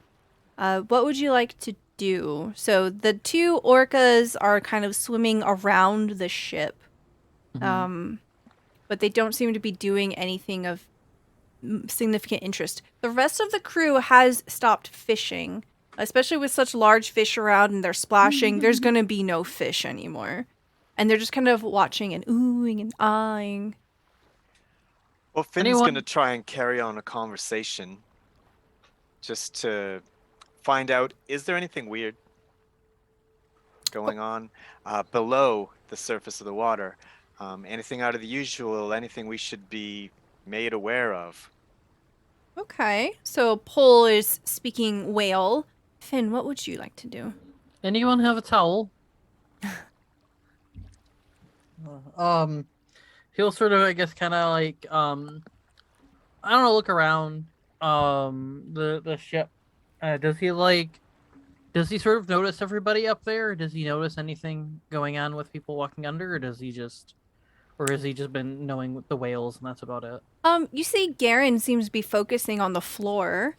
You don't know why, but everyone else is just kind of hanging out. Some of them are pulling off their shirts and wringing the water out of them. But no one's really doing anything particularly interesting. Okay, so a very wet Finn will walk up to Garen, and he'll go, "What's in the flow? What's going on with the flow?" Muted. KB's in there. KayBee's in the flow again? Yes. Why is he in the flow again? Because we're trying to find the dark shadow. I don't know. So I don't hear him. Oh, I'll help. He'll go, and Finn will also help listen in then. Okay.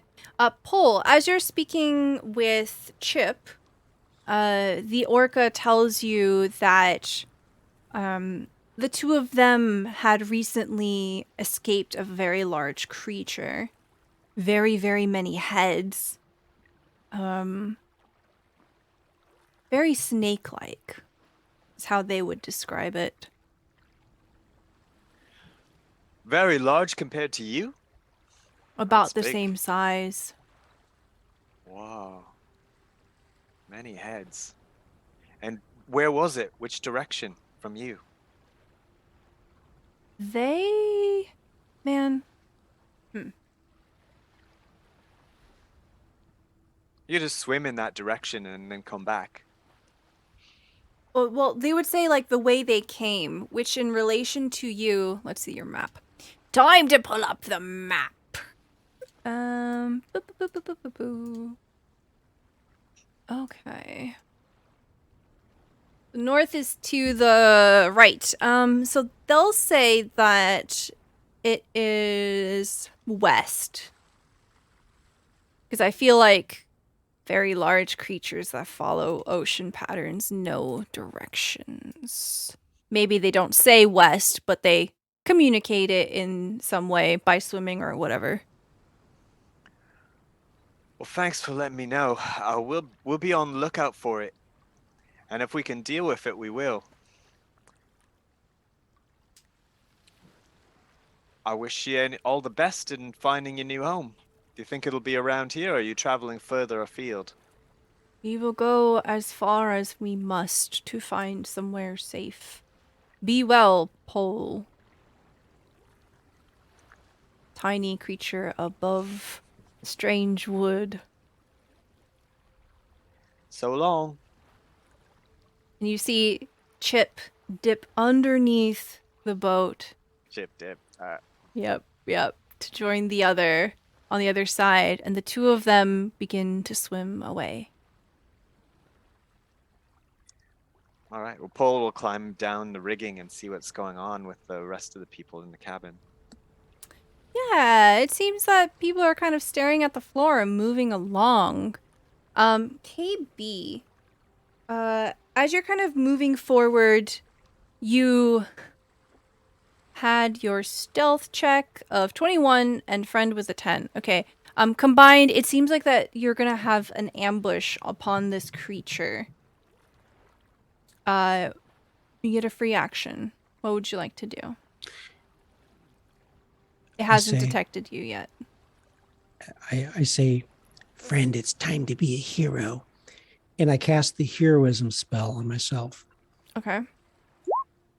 Whoops. That should be a description. Okay. So it's concentration, lasts a minute. Until the spell ends, the creature is immune to being frightened and gains temporary hit points equal to the spellcasting modifier at each of its turns. So every turn, I gain 7 temporary hit points. It's a nice buffer. It's continuous every round. Okay. That's my free action. What does this look like as you cast the spell? Yeah, so I think being an artificer spell, probably what I do is I bring out one of my, I bring up my compass that is on a chain around my neck, and I salute friend. It's the somatic symbol of being a hero is a military salute. Okay. Very good. All right. And gonna rush in. I'm ready for a fight. Okay. So what do you have in your hand? Shield and a sword. Okay. So in this crawl space, you're gonna find it's really hard to use a shield. Okay. You might actually find that it's gonna be difficult to attack with your shield. Okay, then I'm not using my shield. Okay, so go ahead and roll me an attack at normal. Okay. No initiative. Don't worry about it. Sweet. So you said an attack. Yep. Okay. 21 is a hit, 9 slashing damage. Okay. You kill it. See, I told you, we can be heroes too. So tell me how you kill this weird rat thing. Yeah, I think it's more of a threat than maybe it turned out to actually be. So I've really girded myself. This is a moment. I have to succeed. So I'm holding my sword with 2 hands, and I kind of close my eyes, and then I peek a little bit as I jump forward and I stab with all my might, thinking like, oh my God, I've got to defeat this thing. Okay. Yes. You stab it right in the neck and you get sprayed in this disgusting hot blood. It smells very gamey and foul as it washes over you. You're just completely bathed in it. It goes in your mouth. It's disgusting. Oh my God, friend, it's hard to be a hero. At the same time, as this is going on, Garen, Finn, and Pole, as you're kind of like looking at the ground, joining together, you hear something just frantically flailing, just trying to flee as if it's scared for its life. You hear the thunk, thunk, thunk, thunk, thunking of something moving back this way. Finn, Does it sound like let's see. KayBee? Maybe if KayBee was really, really fast. You don't have the context of KayBee's down there with Lafa. Mm-hmm. Pole has never seen Lafa. No. Finn, stay here, keep track of him. And Garen's gonna run off after that sound. Okay, Okay. so it goes dunk, dunk, dunk, dunk, dunk, and then it goes dunk, dunk, dunk, dunk, dunk, dunk, dunk into the other room down here. So, Arlen, you hear something very quickly approaching the exit of the crawl space where you're standing near. Garen would, I hope, keep up and get to the door with his bow at the ready. I think do you think Garen would have tried to go into the other room? Yeah, he would have. Okay, so Arlen will No. encounter it first before you get Okay. into the room. Okay. Arlen, you hear something running at you. What do you do? I'm preparing to grab it in case it's not Lafa. Okay. Lafa springs out, scared for its life, launches itself into your arms. What's wrong? Did KayBee get it? You see the creature's hair is just standing up, bristling. You can feel that its tiny body underneath this uneven coat of fur is just completely rigid, and it is trembling in your hands. Quick question. Oh, Is Mage yep. Armor concentration? No. No, it's not. So Lafa would still have Mage Armor on it too, right? Yes, but KayBee said that the color fades pretty quickly. I wanted to see. Oh, I don't remember. Okay. So yeah, Lafa is just shaking in your. Oh, I wanted to check the comprehend languages. How long does that last? An hour?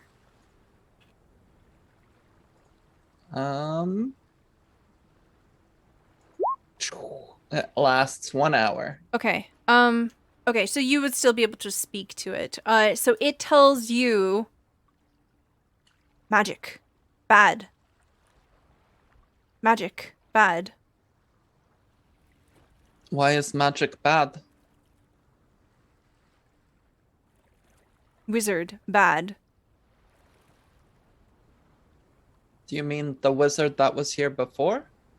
Hate wizard. The wizard isn't around anymore. It's okay. I think that's about when Garen enters and you see Arlen is holding the creature. Okay. Where's KayBee? Still down there? Lafa just got scared. In the distance, you hear me shouting, I got it. Don't worry. Everybody, false alarm. So KayBee, there would be an exit pretty close to you if you want to emerge. Okay, if I know there's one there, then I try to figure out how to open it. Okay, yeah, so you emerge in your room. So as you're kind of coming out of the crawl space, do you want to drag the body of the animal with you? Yes, very Okay, much. so you are making a complete fucking mess. Nice. You are completely drenched in blood, and Quick just immediately comes up bristling feathers just standing up, draws a hand axe, seems to be Nice. scared for your life. It's okay. I got it. It was a tough fight.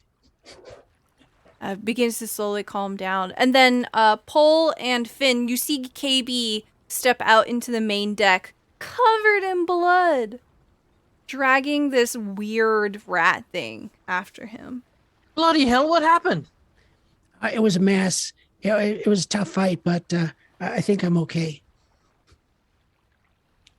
Well, All right. what'd you fight? A big rat. Look at this thing. I don't know what it is. It's a big rat. So now that you have it up and out of the crawl space, anyone that's looking at it, go ahead and roll me either Arcana or Nature.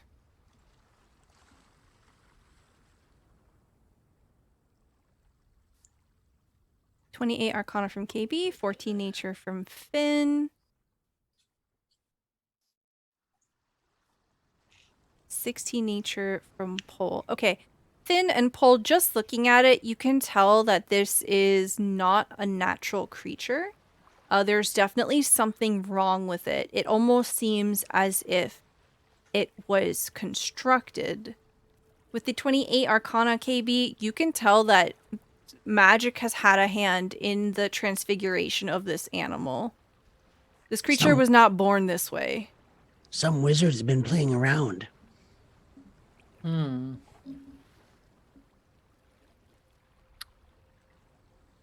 It's very dead. And also KayBee's covered in blood. Oh, It's okay. It's okay, everybody. Everybody calm down.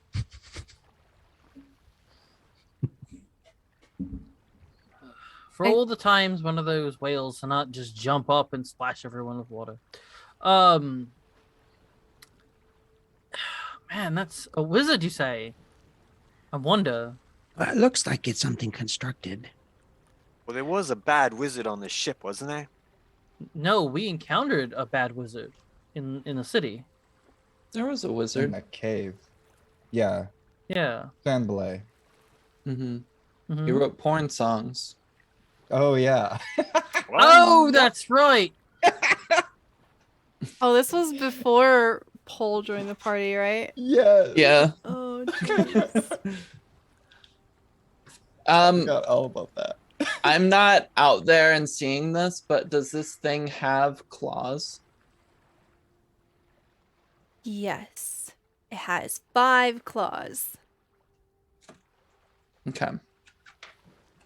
So KayBee rests one of his feet on the body, and he's got his sword point down at the deck, and he stands there, just receiving the appreciation of others. You know, he's soaking it in. He has a moment. I think Garen and Arlen, you would have heard the commotion out there. Yeah, Garen would come over. Yeah, I'm currently holding a very scared and potentially dangerous animal or Truth. creature. And I'm just asking it if my friend killed the shadow. Did not see. Okay. Do you want to go look? No. All right. We can just stay here. Okay. So you stay there hugging this weird monkey thing. Fantastic. So what's happening on the main deck? Okay, I think as soon as KayBee sees people losing interest in his victory, Yeah, you hear... Okay, hold on. Which one is it? You hear Tully say, My gods, you stink. You smell like a mountain goat's asshole. It was a hard won victory, but you take him when you can get him. It's a soldier's life. It's hard being a knight of the sea lily. adjust my bloody cloak. What would you Yeah, like to do with not this white cloak. corpse? Kick it overboard. Okay, you throw it overboard. It disappears into the ocean. Okay, that's enough work for me today. Yeah. Yeah, I think. Yeah. Quite a start to our sea voyage. Garen, we got to check out. There's probably more stuff down there. That could be another day. Yeah, I agree. Is there anything special that anybody wants to do out here? You're not hurt, are you? No, I think I came out okay. Covered with blood. Well, sometimes you got to do what you got to do. I'll go get him a bucket of seawater. Yeah. You just dump it on him. He definitely needs I it. stand there and take it. Yeah. Excellent. So Arlen, at some point, you see Lafa begin to extract itself from you and says, "We'll ask food later." And begins to slowly, unhurried, make its way towards the crawl space again. All right. Remember not to take things. Just come ask. And then it disappears. It slips away. And Okay. Imloth is still just like sleeping, knocked unconscious. I'm going to pick up Imloth and put her in her bed and tuck her in. Okay. She looks so cute. And then I'll walk back out onto the ship. Okay. I think at this point you see water just being dunked on KayBee. You see the blood streaking down onto the deck, diluting with every bucket that's added. And the crew kind of begins to disperse and continue with manning the sails and the rigging. And I think Garen would also use the water to rinse off his boots from the bilge water. Mm-hmm. All the while grumbling about what salt does to leather. All right. So, everyone, we did indeed have a couple of stowaways, but the situation has been handled. We still have a guest living in the crawl spaces, but it should no longer be taking anything from you. Good job, Captain. Good job, Captain. A few people join you in the clapping. It's scattered. And you see Tully just sort of nodding appreciatively. Looks over at Malaya. Malaya just shrugs a shoulder. And Tully just continues nodding. I'll be in my bunk. You just see him scamper away.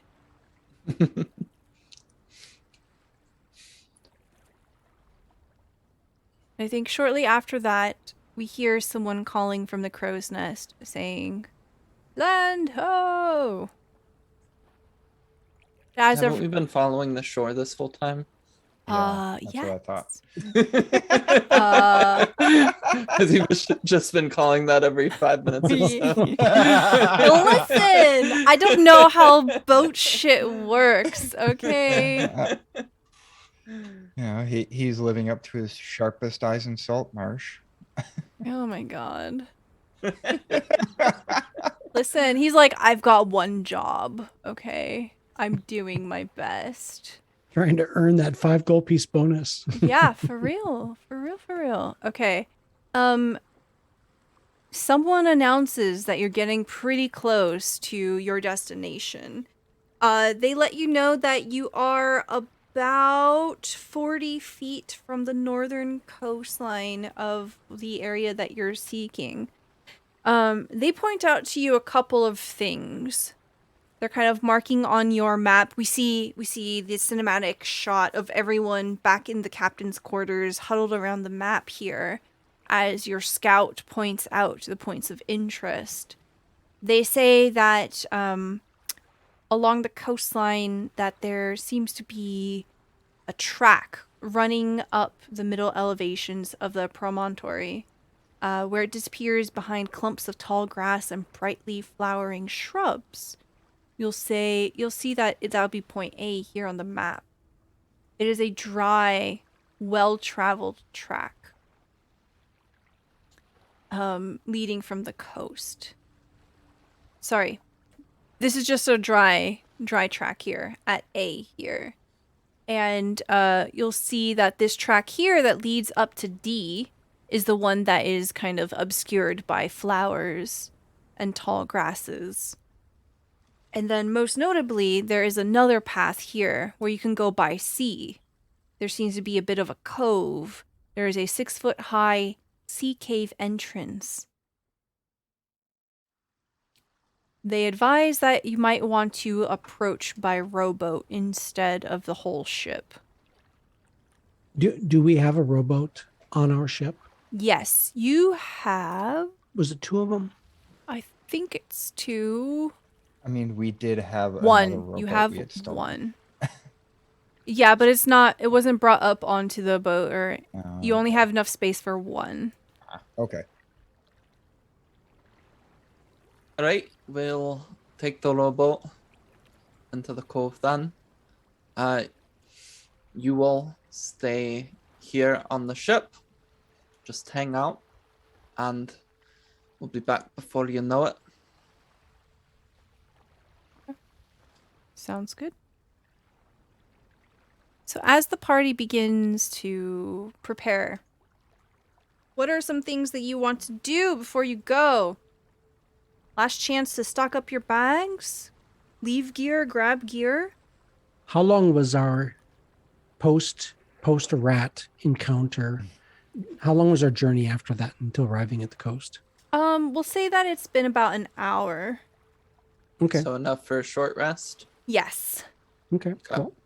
But your scout would also say that you are far away enough that anybody there probably can't see you from where you're at right now. Because the marsh is quite low with the lowlands. So if you do want to take a longer rest, you could. It's just that it's more or less starting to get dark now. Because it was established that you would get here right before nightfall. Yes. Perhaps we rest for the night and then disembark in the morning. I like that idea. Remind me, we're going to visit the lizard folk, right? So we're not trying to attack them. No. Yes. Not to attack. Not We're supposed to avoid engagements of all kind, but observe. But if we do have to interact with them, they want it to be peaceful. All right. We can stop here then. I may take a bit of a swim, scope the place out a little. Okay. So, quick question. Would it make sense that maybe we cruise the shoreline and then settle in? We can kind of at least get eyes onto the shore. That continue along. Yeah, go Yeah. along the shoreline to see the, sail down to point A and then come back. Did we know, is there supposed to be any encampments, any specific places we may see people? No. You No? are just Okay. basically told that there's a lair somewhere around here. Gotcha. Yeah. So you are probably about a bit further out, but in this basic area, but further out to sea, right? So you're on the northern side of this map. So as we approach, we don't see campfire smoke or anything? Go ahead and roll me a perception check at advantage, because you've got the scout and the crow's nest and that. Somebody you can perceive. That's not me. Yeah, that's Garen. Maybe. 14. At advantage, 20. Oh, 20. advantage. Very 20, yes. good. So you do see that there is a camp kind of close-ish to the trail. It's not quite on the shore itself, but it seems to be a little old. Yeah, someone made camp a little ways in on the path, but not recent. If I went to shore, I could probably get us more information, but I don't think that's wise right now. I'll go and take a look. Just swim up there. If I see anything, I'll let you all know.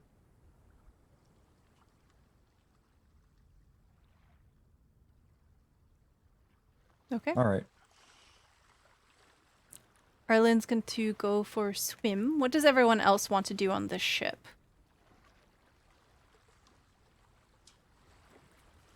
I think Garen would head up to the crow's nest to try to keep an eye on Arlen as best he can. Okay. Bo's with him.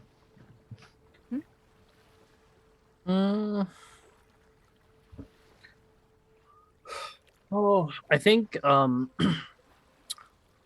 think Finn will just kind of be looking out, just kind of observing what the land looks like, kind of get a giant view of everything he can see. Okay. Go ahead and roll me perception. What about Pole? Well, I think it's back to work time, so Pole's going to help the rest of the crew pulling ropes and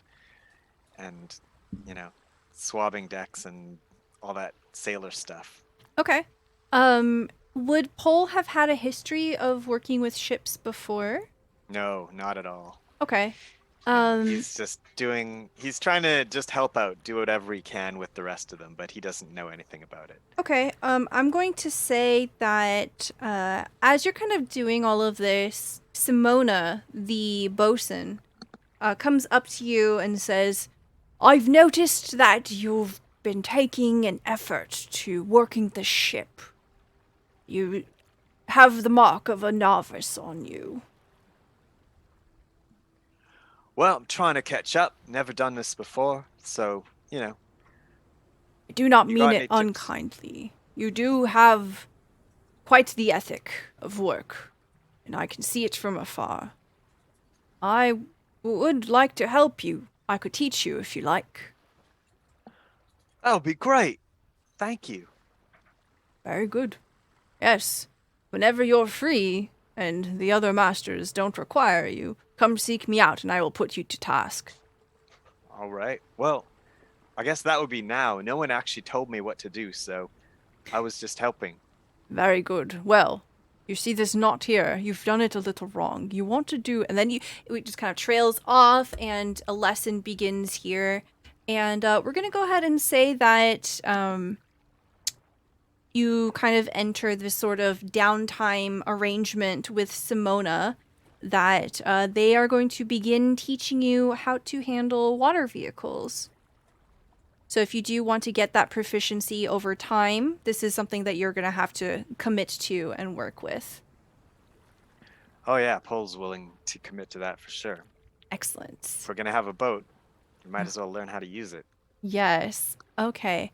With that 9 perception, Finn, as you're kind of looking out, you can't really see very much of interest from here. Around the shoreline itself, there doesn't seem to be quite much activity. You can tell that perhaps further into the marsh, you might find more things, especially because you know that marshes are just teeming with life.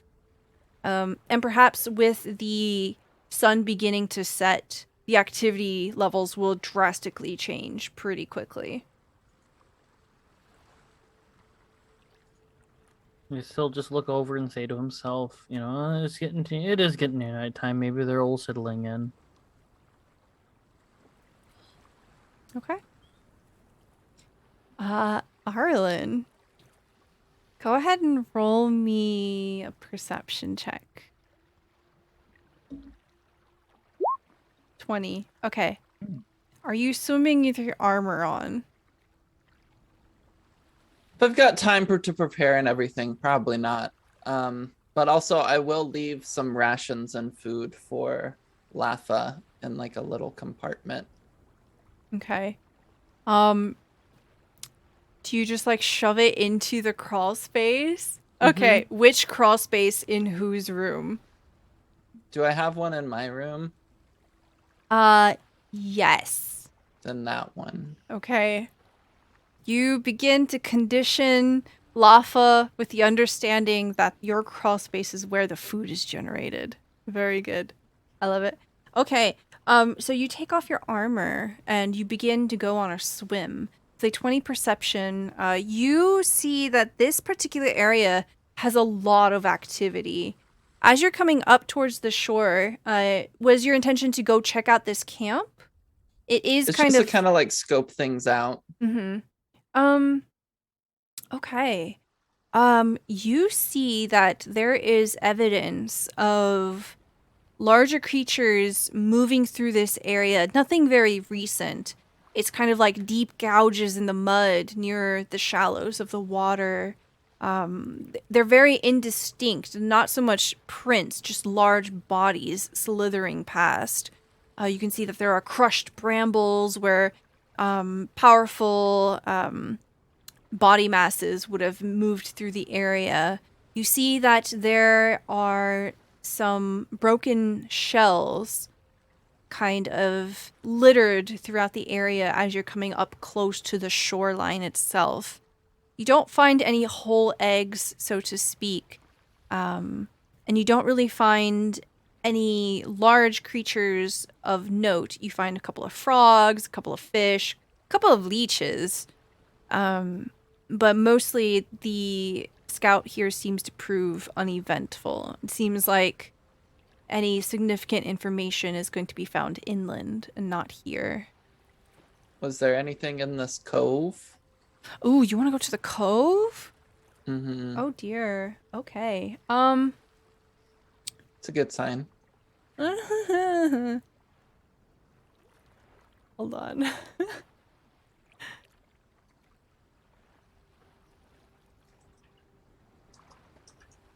You find...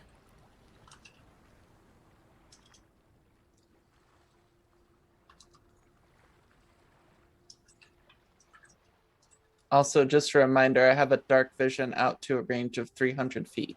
Okay. Find a cave. As you are making your way to the cave, do you want to go in the cave? Yeah. Okay. This large water-filled cave is roughly circular and about 70 feet in diameter, connecting to the sea through a passage. The passage is 15 feet across at its widest point, and its roof is almost 5 feet above sea level. The cave also seems to connect to another cave through a 30-foot wide passage in the southeast corner. The roof here is only about 5 feet above the water, so it's mostly submerged. The main cave has a high roof, extending 25 feet above the water. Most of this cave appears natural, except for a rough ledge that has been cut into the rock running along the southern edge, connecting the adjacent cave. At the western edge of the ledge, an opening has been cut into the rock to permit access to a passage beyond. Near this, a flight of rough stone steps lead down into the water.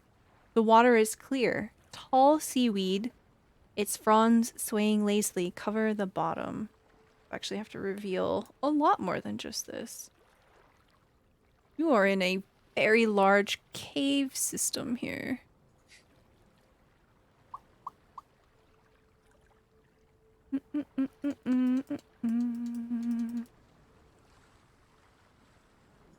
Oops.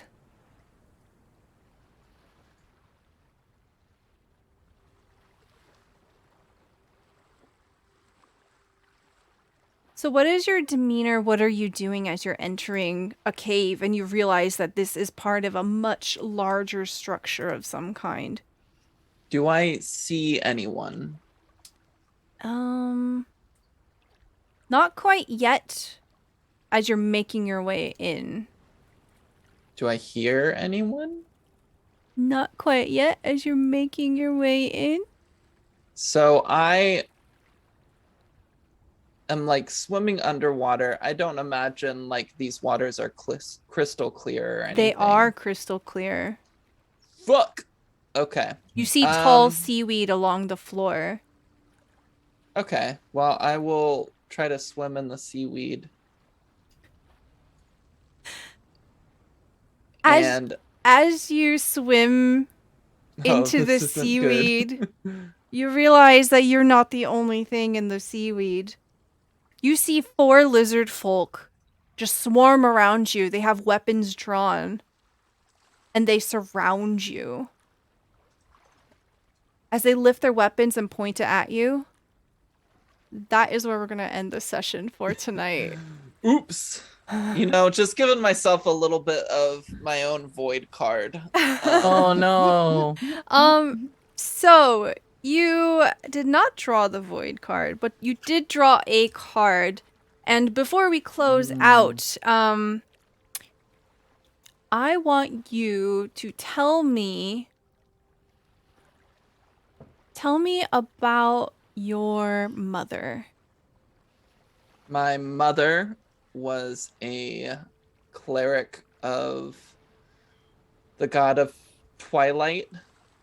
I forget the god's actual name in Greyhawk. I know you all are about to remind me. Opening Google. Celestian. Oh, was it Celestian? Okay. So my mom was a cleric of Celestian, a pretty devout one that taught Arlen about Celestian as she grew up. And so just through hearing the stories of her adventures and just kind of how her relationship developed over those adventures and how she gained more and more power, Arlen began to form a little bit of her own relationship with Celestian as well, which is where she got her cleric powers from. Her mom was a very strong-willed person, had a strong moral compass, was a bit, what's the word? She didn't like people trying to convince her she was wrong about something. She was stubborn. Okay. And just kind of her beliefs, and when she thought something was right, that's what was right. Okay. But she was a kind person, and she was a good mom to Arlen growing up. But Arlen was and is rebellious, and snuck away with her holy symbol and her armor. Okay. So we see oh, I gotta change the music. Your mom's now out in the open ocean. No. She's got a wish that she was. Hold on. I need.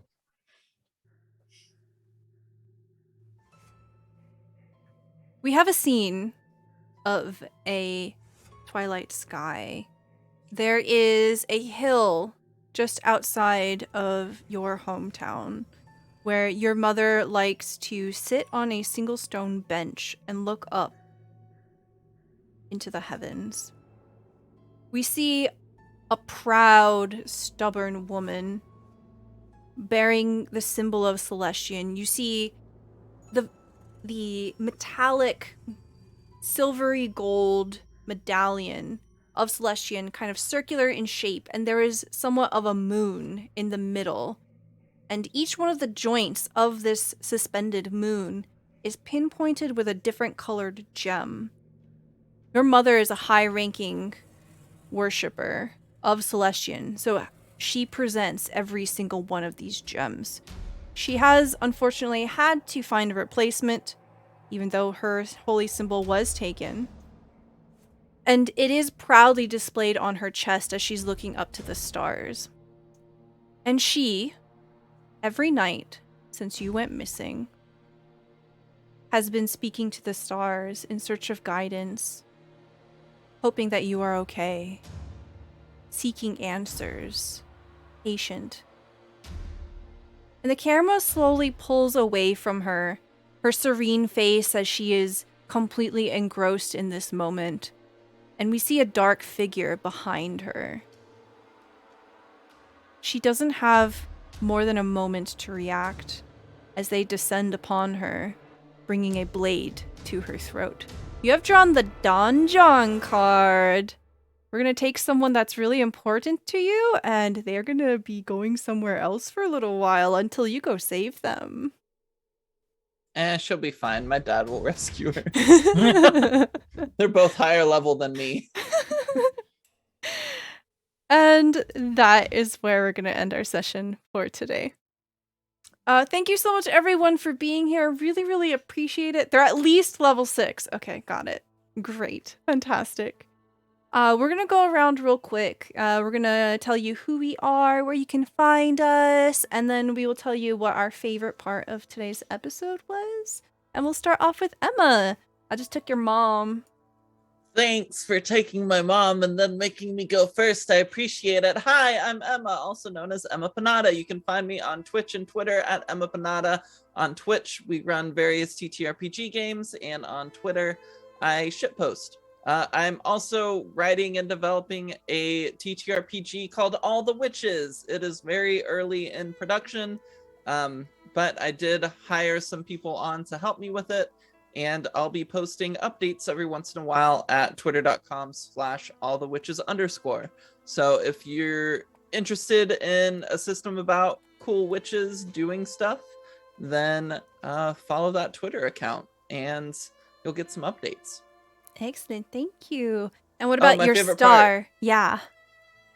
My favorite part was KayBee killing the plague of the ship of the Sea Lily single-handedly. It was a fierce battle, and he won it valiantly. Yeah. Good work. Thank you so much. Next, we have Geek Dice. Hey, folks, I'm Geek Dice. You can find me here. It's the only place you can find me. I hope you can find me again soon. I hope I can join. Yeah, I had a lot of fun. Really enjoyed this. I think there was several really, really great moments, and I don't want to mention them all, so I'm going to go with my favorite. I really like this magic moment that Arlen had, just ad hoc, kind of unexpected, but Emma nailed it. Emma had a compelling story to tell, and that unfolded really nicely. I think that's touching. That's notable. So, wow. Excellent. Thank you. Next, we have Godfather Wraith.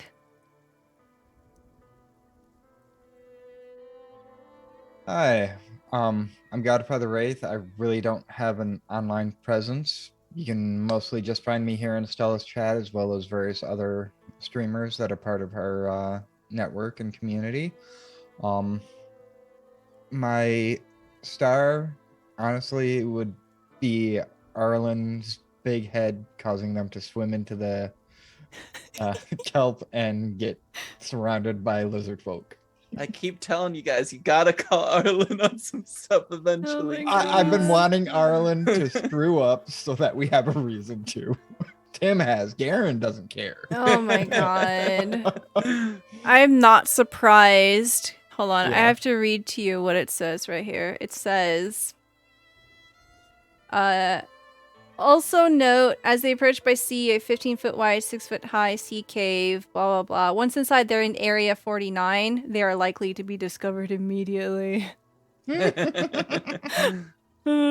So, nice. Thank you so much. Next, we have Endy. Hi, my name's John. I go by Endicarus on the internet, and you can find me here. You can find me on Twitter. You can find me on Facebook and Instagram, all by Endicarus. And yeah, you can also find me on itch.io where I post little simple games and stories and stuff. My most recent one has just been posted this week, and it's a game about a board game where you do a dungeon crawl on a calendar and beat 12 bosses of the month. And yeah, it's my favorite part from today was actually really early on. I liked when KayBee brought out the sails, and then and then our resident goblin didn't wear clothes, so he decided that he would have Pole bring Pole to the kitchen to give him a tattoo. We didn't really go into the details. Oh, yes. Hold how on. that We would've have to do gone. that. Okay. I think this is a perfect like after credit scene right here. Roll for tattoo. Yeah. I So figured it's got to be red, right? What's the reddest thing in the kitchen?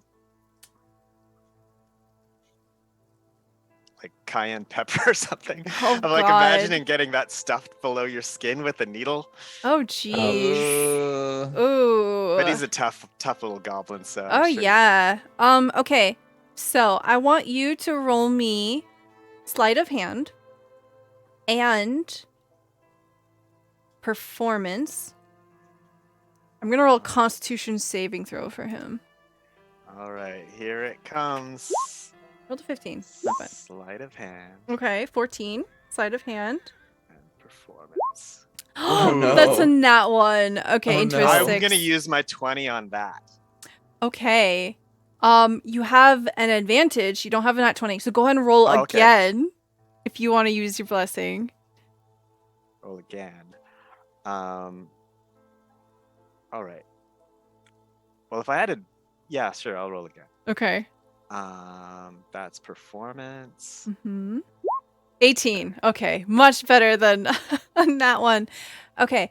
Yeah. So we see this scene of Pole grabbing a jar of cayenne pepper and a needle, and we don't have to get too much into the science of how it works. It just works. And you see Tully, the goblin, just sort of like splaying out onto the mess table here. And he's like, Don't worry if I cry. I've done this before. and you see him just kind of like grit his teeth. He takes the sea lily patch and he puts it between his teeth as he just digs deep, and he just takes this tattooing process as you begin to put the sea lily directly onto his body. He tells you, Dealer's choice. Put it wherever you like. where would you like to put it on his body? He consents to it. Tramp. Well, stamp, tramp. he's a goblin, so he's not very big. So, and I'm not a great artist, so I probably need it to be big. So I'm Mhm. just gonna put it like on his torso. Okay. Like, Yes. from his neck down to his belly. That's where the lily is. Okay. Oh my god. Very good. So the 14, you do manage to have a pretty steady hand here, especially with his 15 Constitution saving throw. He manages to just grit his teeth through it. There are a few times that he starts squirming. You can see sweat dribbling down his face, and his knuckles are all tensed up. With the 18 performance, you're actually pretty decent at this. I think the first few pokes are a little just kind of wonky and not in the perfect alignment, but you start to get a rhythm down. And you successfully tattoo Tully the Goblin. Well done. And like as you finish up, Tully's just like looking down and he's flexing. Of course he has like a 6-pack, because why wouldn't he?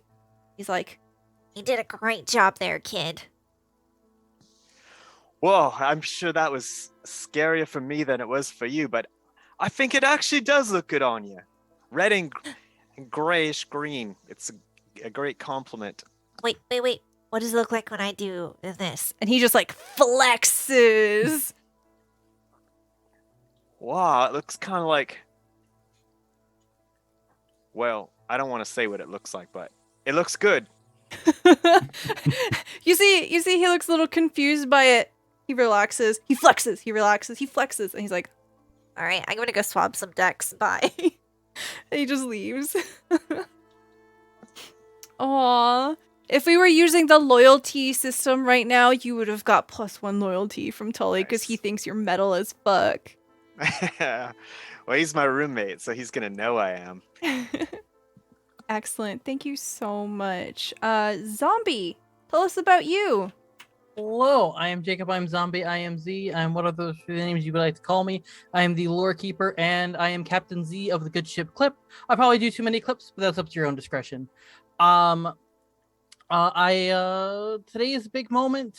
I was gonna say KayBee winning that battle, but that one's already been said, so I'll throw that one in there. But I'm gonna grab two other ones. I'm gonna say the whales that we encountered. I thought that was really kind of cool. The little whales that we encountered, and then it's blanking on me, but the new creature that we found under the ship.